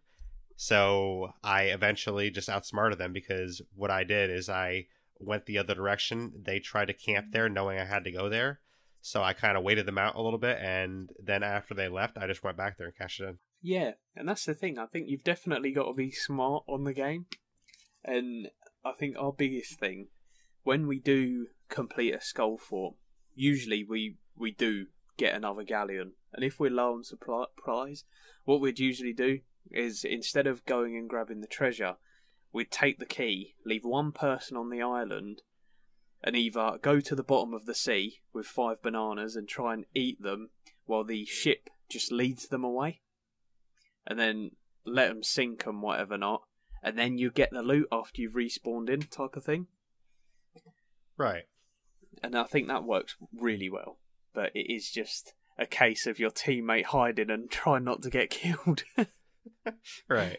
Well, see, that's the thing too. Like, I mean, I've had players that they got pissed off before, that like they spent all this time chasing us and we just kept running from them. But to me, I mean, if you want to spend the time chasing me, have at it. Like, I don't really care if you're wasting your time chasing me. I'm just going to get paid, because that's the way I pirate, basically. I just make sure I get paid. I don't really care about killing other people. I care about getting paid. So that's the way I'm a pirate. That's probably the best way to do it. Right, yeah, because I mean, like, I don't really see the point in going out to actually kill other pirates. I see the point in getting paid. I mean, I'm a pirate. I want to get paid for my services, so I don't want to get not paid. So yeah. And I think, again, they need to sort of add something in for the player versus player aspect of it, though. I think there needs to be something added in for killing a pirate if, let's say... Right, and that's where I think that bounty trading company couldn't come into play. I think they could add that in the future, and then you actually have a way to get paid by attacking other players. And then in that case, you know, I might actually want to change my playstyle, because then I can actually get paid for fighting. Yeah, and that's it. And even if it was...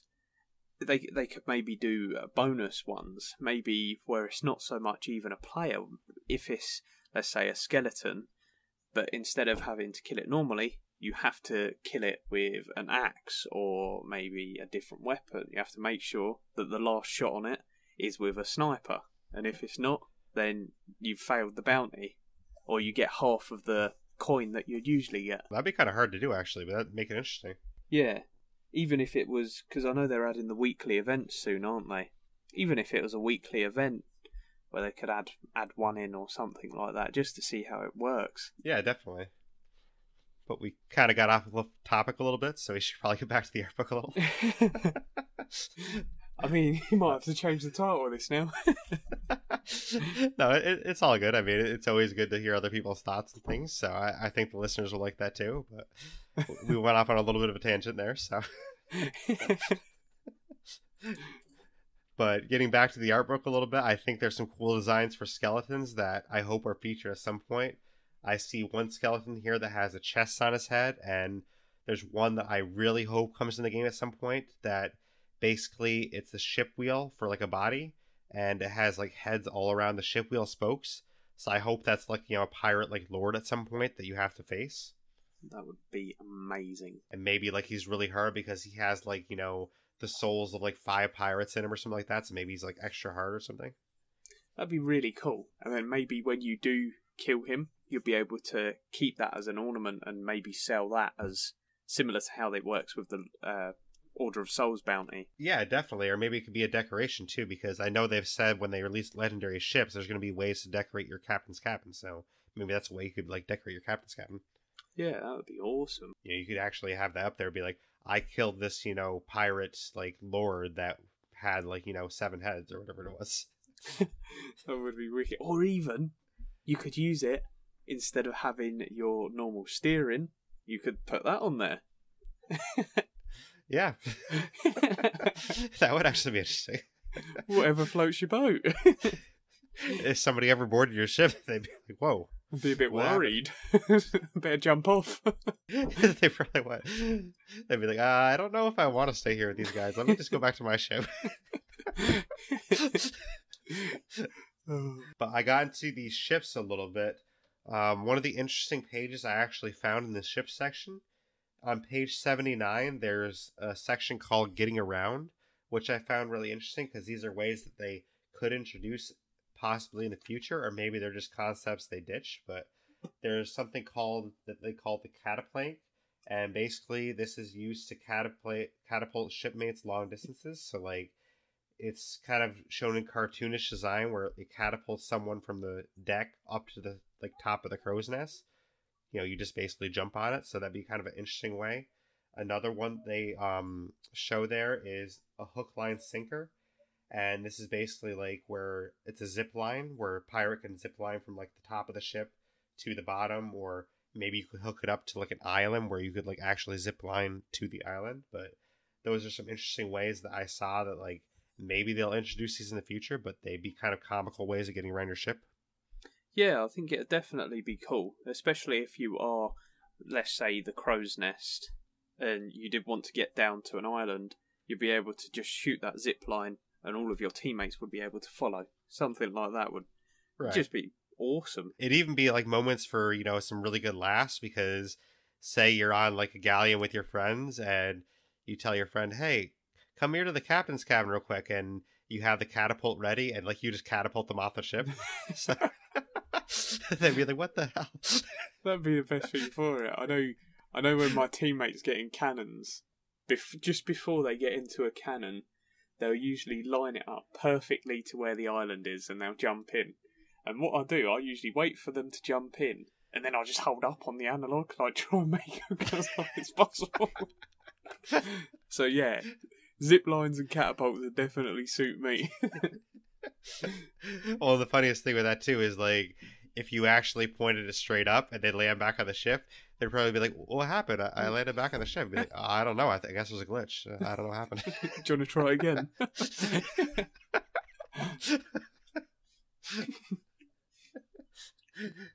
But I'd never do something like that.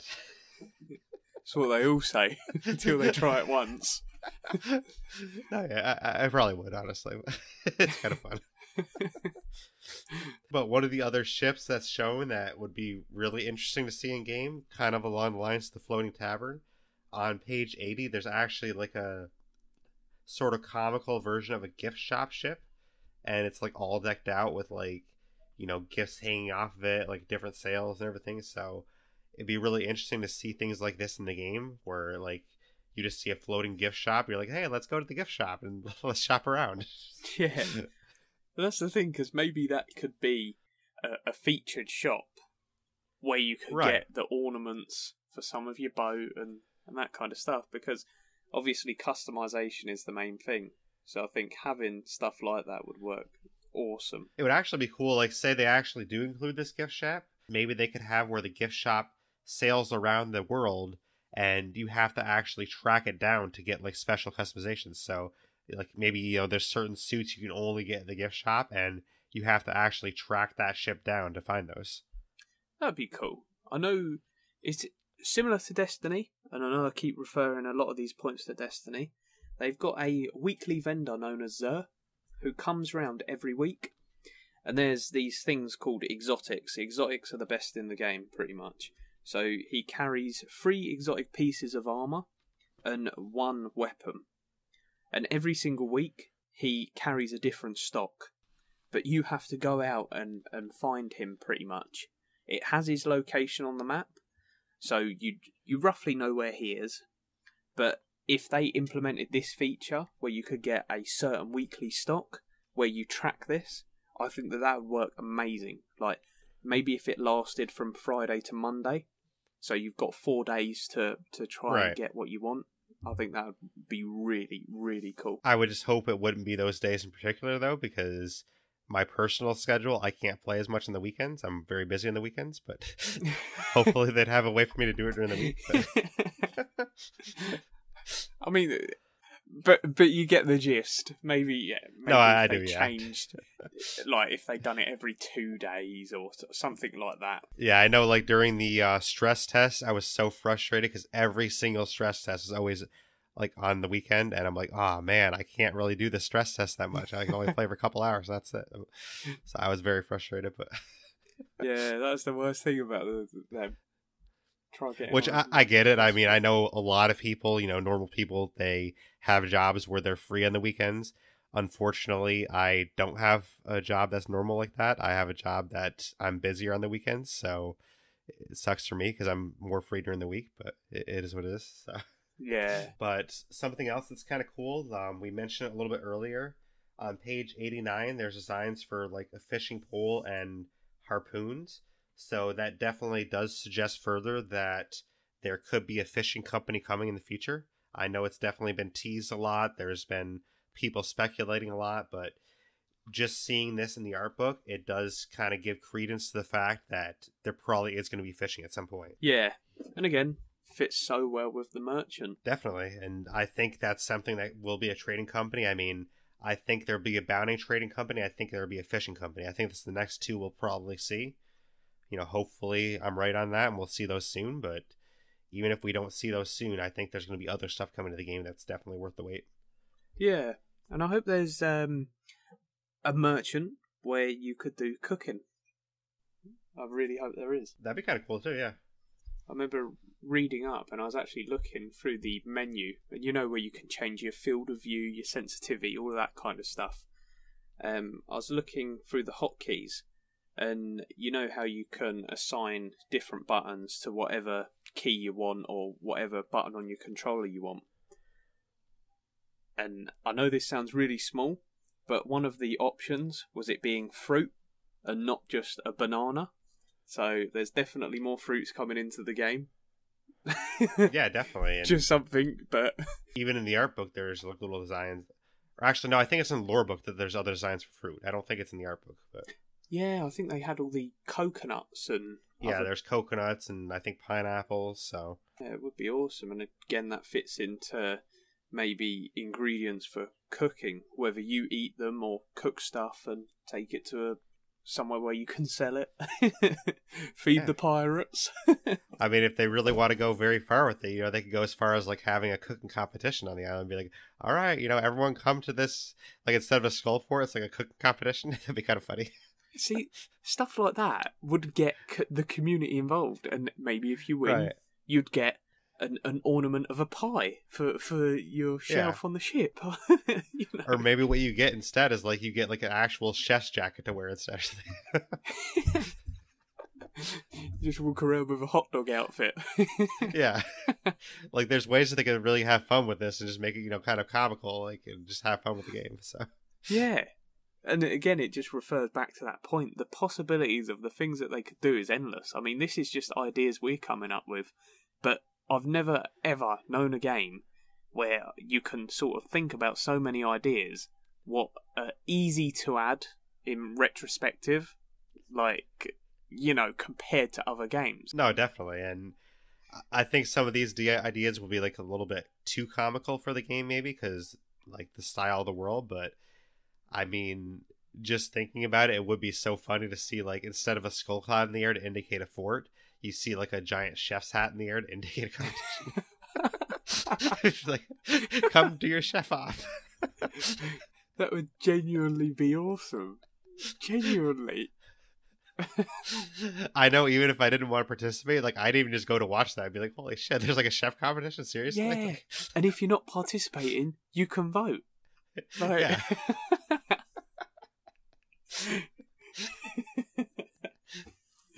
Oh god! This would be hilarious to see a game. I mean, I don't think they'd actually put this in the game because I think it's a little bit too far for the game style. But definitely.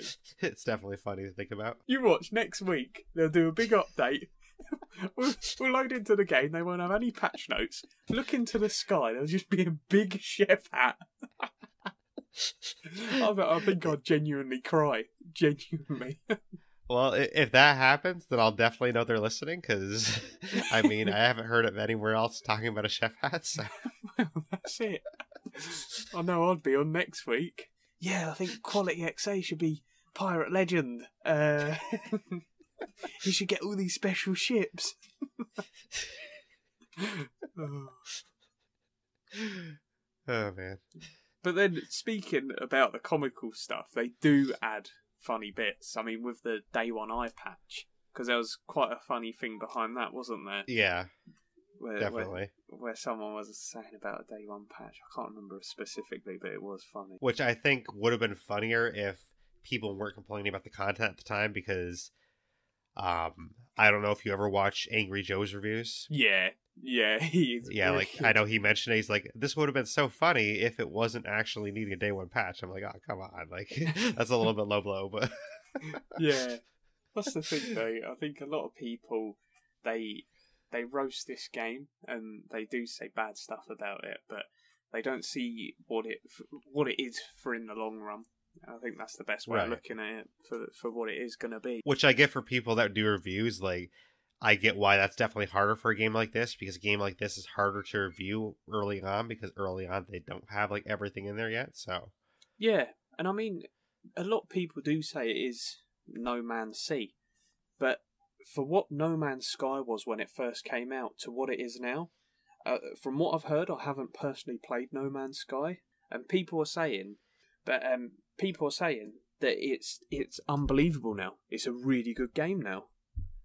And it just goes to show time with development does come out with better stuff. right, definitely. And I think I don't know a whole lot about the team behind No Man's Sky, but I think where Rare differed a little bit is they can see that like players that are detracting from the game, they wouldn't want to wait as long to see this stuff come out. So I think that's part of why they did change their content roadmap and actually had stuff released sooner.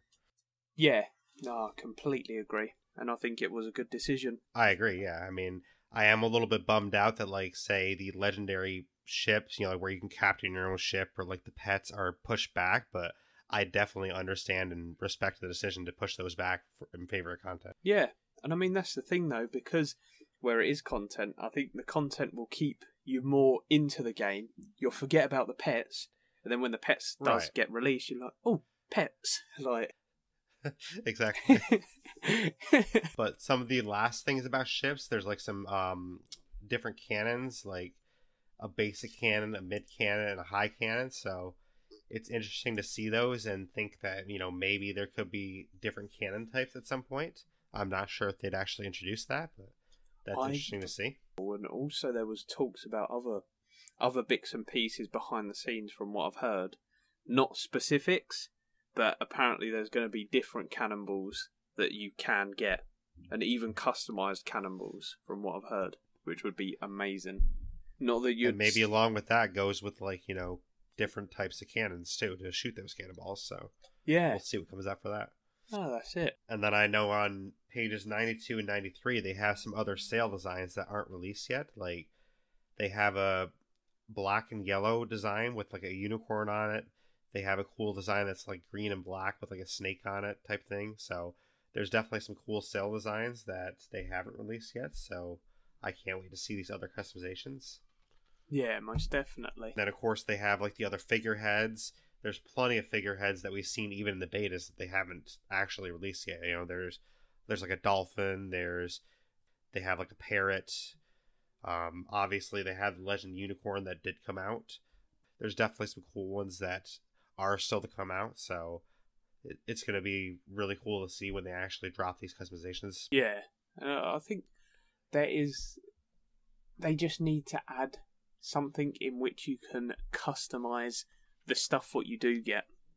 I think that's going to be a big thing for them, because people get all of these bits and pieces. I mean, customization is sort of limited at the moment, but I think adding a colour scheme, like a colour palette or something like that, would definitely top the customization. Right, yeah, and I know like one of the things in the art book that's shown is like different decorations or different layouts for your ship cabins. Like, say like way down below where you usually patch your holes, there's different designs for how that layout looks, like, maybe some bunks in there. So I don't know if they're ever going to release a way to customize that. Maybe with the like legendary ships they'll do that, but it's definitely cool to think about like different ways you could actually customize your ship. So hopefully with the ship captaincy thing, there'll be like a lot of different customizations you can do for your ship that you can't do now. Yeah, I really hope so. I mean, I definitely understand why they want to make you get to Legend to have like some of those extra things, because it's more of an incentive. But I hope it's just, it's not something that they don't put it in ever. Yeah, and I think that's the thing, because not everyone is going to reach Legend. Right. That's the hard thing. It's definitely going to take a long time. Like, I know myself, I'm not even close to reaching Legend yet, and I just plan to take it at my own pace, because I'm not one of these people that has the time in my life to actually grind these huge sessions. I mean, I'd love to be able to do like, some of these 20-hour sessions that these streamers do, but I just don't have the time in my life to do that. So Yeah, no, I'm the exact same. As much as I'd love to, I think if that ever happened, I would genuinely turn into a pirate, and that's the reality of it. right. I mean, I definitely envy them for being able to do those, but I just, like, I have a full-time job, I have a family. I mean, there's just no way I could ever do a session that long. No. But they do have some different things with the environments, too. I mean, I know on page 122, they have some really cool artwork I wanted to denote. They don't have an island that looks like this yet, but for example, on this page, they have like some pirates standing in what looks like a shipwreck that was on an island, but actually the foliage has overtaken it, so the foliage has started to grow on a shipwreck. So I think that's a really cool thing they could actually introduce into islands in the future, where the foliage kind of takes over and overgrows some of the shipwrecks. Yeah, that'd be really cool as well. And maybe seeing stuff such as fossils embedded on the ships where certain Right, yeah. creatures... And it kind of gives like a sense of like, that's how long ago the history was of that shipwreck. Like, wow, this has been there so long that like the trees have grown over it, you know? Yeah, and then maybe in things like that, because I know that they've got the underground caverns and underground caves. Maybe they could put special chests which are actually linked to these specific locations or specific shipwrecks, stuff like that. Right, definitely. I think there's so many different shipwrecks that they could actually do something different with all of them and, you know, make them unique in that way, which I think they are already unique in some ways, but they could definitely expand upon that as the game grows in age, because I think that's what's really cool is as this game grows in age, like say a year from now, they could actually change some of the islands a little bit, just slightly, to show that the island has aged even more. Yeah, that'd be wicked. But they do actually give some concept art for specific islands, like for example, Sharkbait Cove. They actually give some of the early concepts for what the island was supposed to be and what it ended up being. Like they obviously wanted to envision, you know, sort of sharks, but what they eventually did that we see in the game now is like sharks kind of circling is how they basically made it look. But there's some cool concepts of how like at one point it was supposed to look like shark jaws or different things like that. So there's some really cool concepts of what the islands could have been and what they ended up being. Yeah, and I think that's a good thing, the island, the way that they have designed the island, and referring back to looking through the book and what they have previously done, it just shows what they can do and what they can design. Because right, I believe, is it the third DLC or the third update where we're getting a new place that they were saying about? Yes. I think it was. So, yeah, again, the possibilities are endless with what they could design, and they did say it's going to be like nothing we've seen before. So, yeah, just cannot wait to see what that could be, or what terrain that could be on. No, definitely, and I think it's really cool looking at this art book, too, like some of the things they thought up that could be coming in the future as well. I mean, just for example, one of the designs they have for Thieves Haven, on page 131, it shows like a little bit of a sketch. It's obviously a very early sketch, but the sketch clearly shows an entrance for the ship, an entrance for a rowboat, and an entrance for a person. So they literally had a separate entrance at Thieves Haven for rowboats. Yeah, and rowboats in this game, I think they work so well. Because I think the ships, I don't want to say they're hard to control, but some ways you just want to send two teammates over to an island, let's say, and with some of the islands they might be awkward to get to.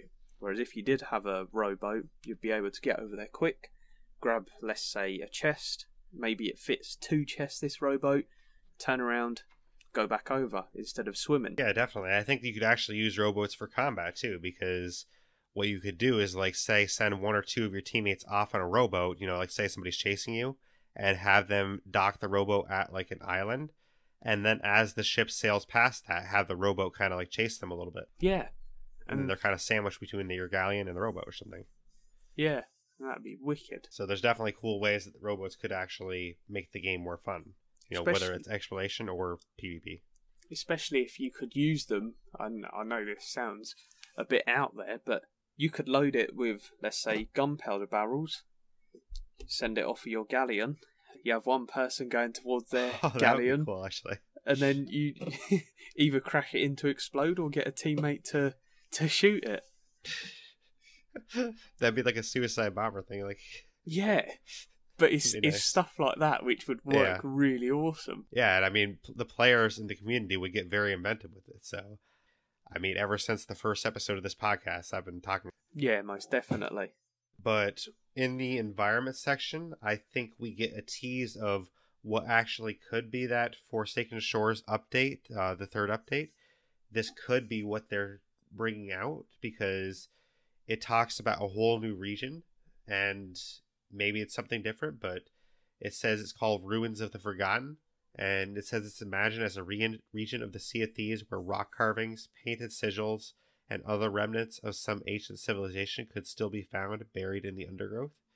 So this could be like a region that does come with that third update, or it could come later on, but it's definitely cool to look at, and it definitely gives some insight into what they might be thinking about. Yeah, it would be really cool as well to add more into the water itself.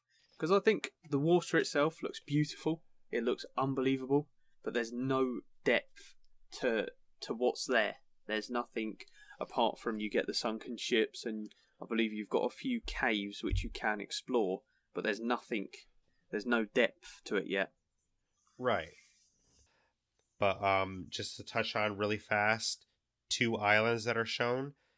There's one called Dragon's Breath and one called Skull Island that aren't in the game right now.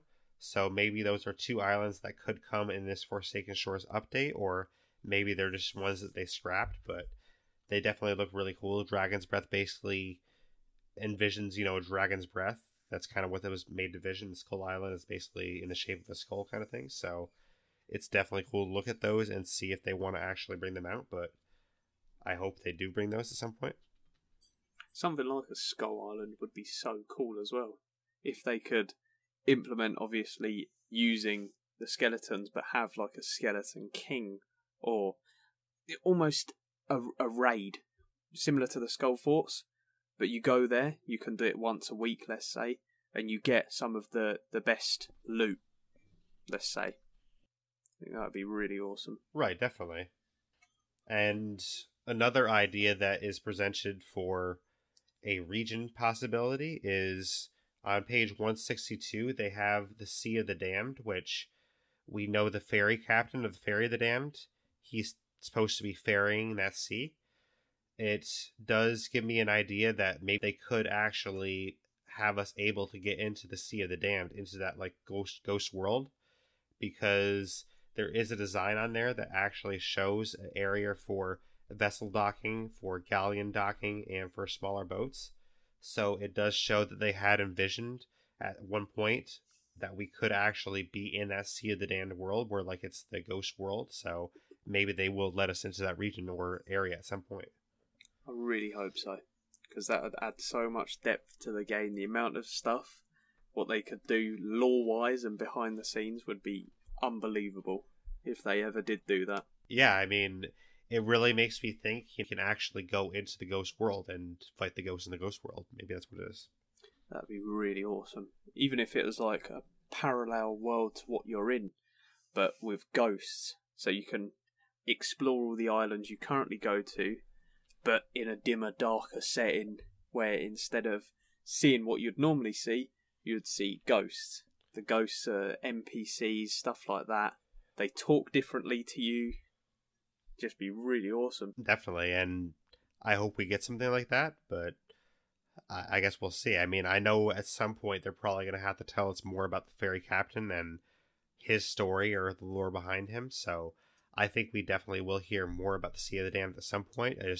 I hope that seeing this concept art, we can actually like go there and dock our ships there or explore it a little bit more.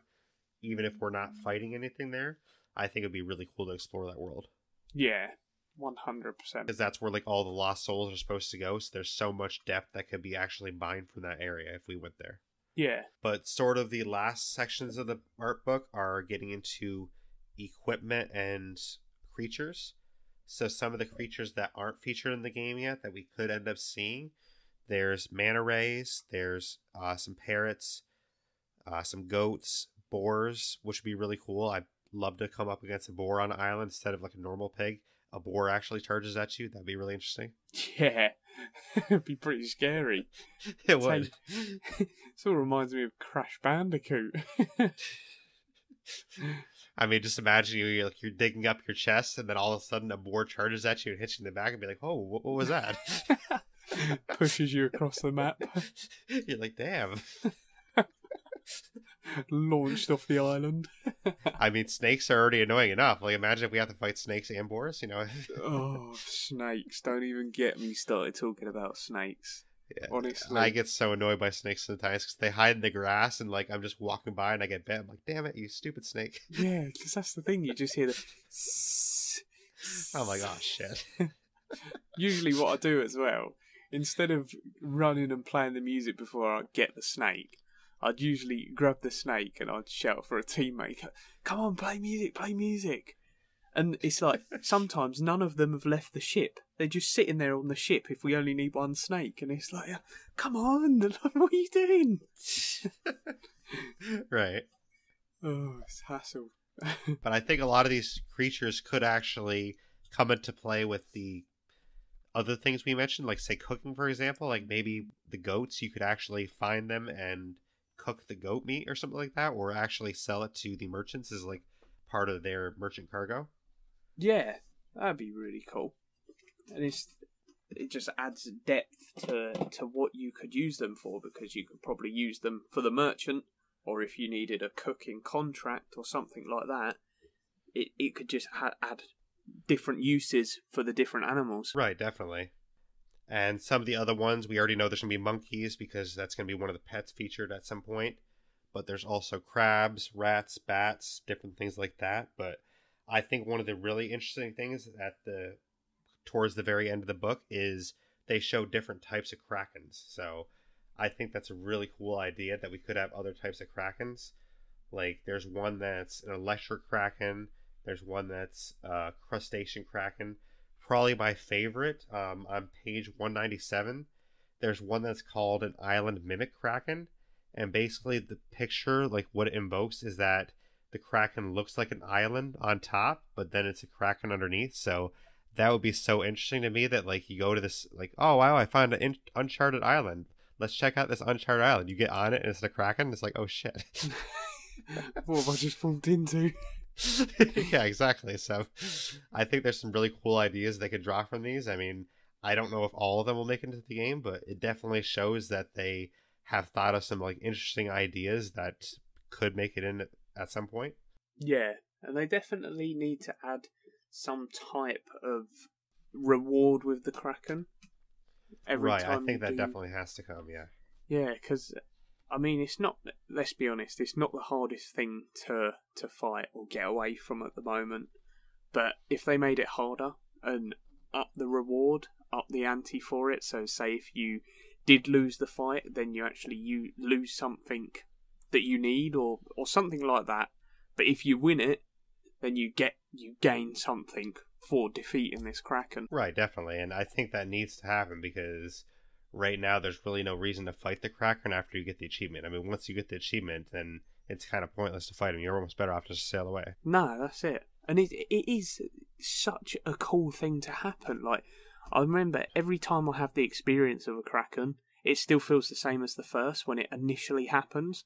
Like, when it picks you up and throws you into that oily sea, that is honestly one of the most scariest feelings because you cannot see a thing. It honestly is, like, terrifying.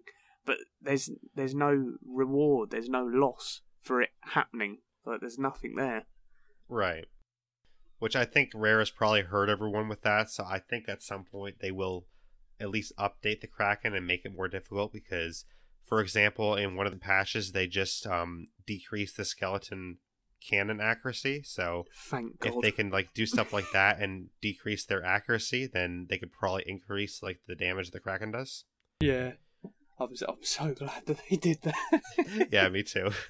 It was really ridiculous. Like, how can they always be dead on every time from, like, that far away? Yeah, the worst thing was when you're doing something like patching a hull. and they hit the exact same spot, so you get blasted back. It's like, Yeah, I hated that. They were well trained. They must have been.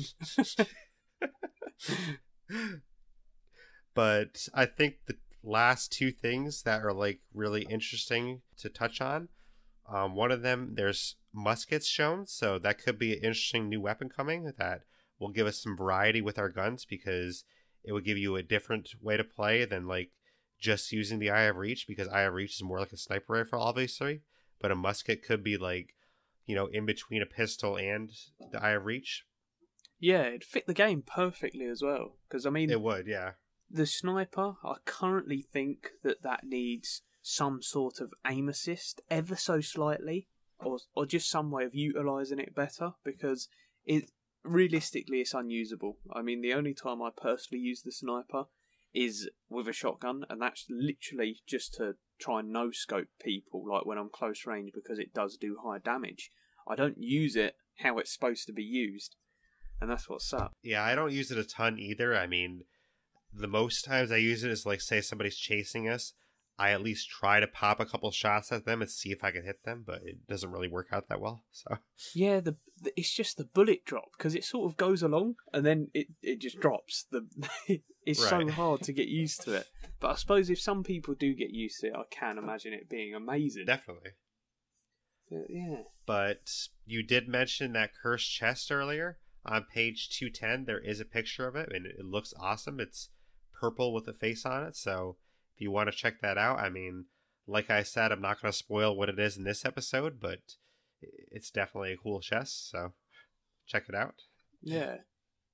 I'm really, really interested to see what other weapons they bring as well. Because again, with the data mining, I believe there was a hammer, an axe, there's just a few other weapons. I can't remember them off the top of my head, but there was a load more than what is currently in the game. So that'd be exciting. Definitely. But unless you had anything else, that's pretty much all I had for the art book. I think we covered pretty much from front to cover, all the cool things about it. No, I think regarding the art book, that's pretty much all of the key things. I mean, I would definitely say, after listening to this episode, I would still go out and get it if you haven't, because like even more than we talked about, it's cool to look at just some of the interesting art that's in there that you can't really describe vocally. Yeah, most definitely. There's other stuff that you could look at, stuff that we might not be seeing, that you could think, oh wow, this looks unbelievable, this could be coming into the game. Right. And it's not just stuff what's coming into the game. The amount of effort that has been put into this book is unreal. It is. There is so much stuff in here which is just unbelievable and blows your mind to see the effort what has been put into making some of the things. Absolutely. So I would say definitely pick it up. I mean, I know it's a little bit costly, but if you have the extra funds for it, I'd say it's definitely worth the look into, because some art books, they tend to not really be worth it. I've got some in the past that like didn't really inspire me that much, but this one in particular really inspires me as like, wow, the future of this game could be really cool. Yeah, and it's the same with the lore book as well. That's in the exact same position. That is such a good read.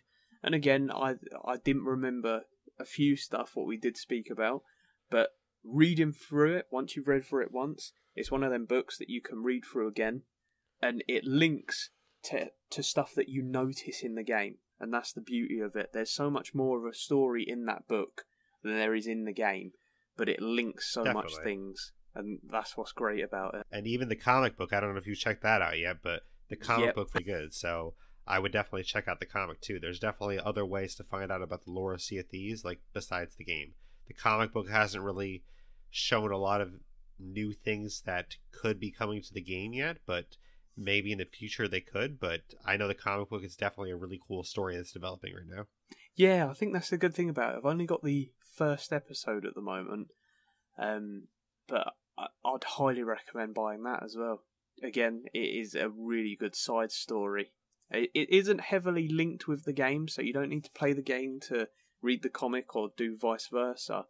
But it has, again, some key things in there that when you read, you're like, wow, there is so much that's gone into this game, which expands off. It just makes it really cool. Right, definitely. And I think it's clear that the people making the comic actually know what they're talking about with the game too, because you could definitely see that as like a story that happened in the Sea of Thieves world. Yeah, most definitely. But yeah, that's pretty much what we have for today. So if people want to get a hold of you or they want to find your channel, how can they do so? So on Twitter, it's Qualityxa. On YouTube, it's YouTube Qualityxa. Please just search that in if you need to, but I'd highly recommend staying tuned with this podcast because this is just going to get bigger and bigger, honestly, guys. The amount of effort that Derek puts in is unreal, so highly recommend carry on tuning into this. And Derek, I don't know if you're going to create a YouTube, but you definitely need to, man. Yeah, you're the second person that's told me, and I'm definitely considering it more now. I mean, especially coming from you, so... It's definitely worth it. And even if it is a case of just seeing if you like it or not, I'd highly recommend it, and I'd 100% be down to do another episode. Well, thank you. I appreciate that. I appreciate the nice comments you made. I mean, I definitely think your YouTube channel is great, and I love watching all your videos, so please keep up the good work with that, and I hope all the listeners check out your videos too, because I think they're definitely worth listening to. Thanks, I really appreciate it, and thanks for having me on. It's been wicked. Yeah, I definitely appreciate you coming on, and for anyone that wants to get in touch with me, you can do so on my Twitter at Blaise XPerience. You can email me at theblaisexperience@gmail.com, or you could find our community Discord, which is in the show notes. If you want to listen to the podcast, then you can do so via Radio Public, which is a free app. This is an app that is available in all countries, and it actually helps promote and support podcasters. So by listening with that app, then you're actually supporting the show. Other ways, of course, you can listen via Apple Podcasts and leave us feedback on there, or you can listen to us on Google Play. Just a bunch of different ways to listen to us, but just check us out one of those ways. Thank you again for coming on, and I appreciate you coming on, Adam. Thanks for having me. It was wicked. It really was. Definitely a lot of fun. Hopefully listeners will enjoy this episode. So thank you to you listeners for listening, and we'll see you next time. Thank you. See you later.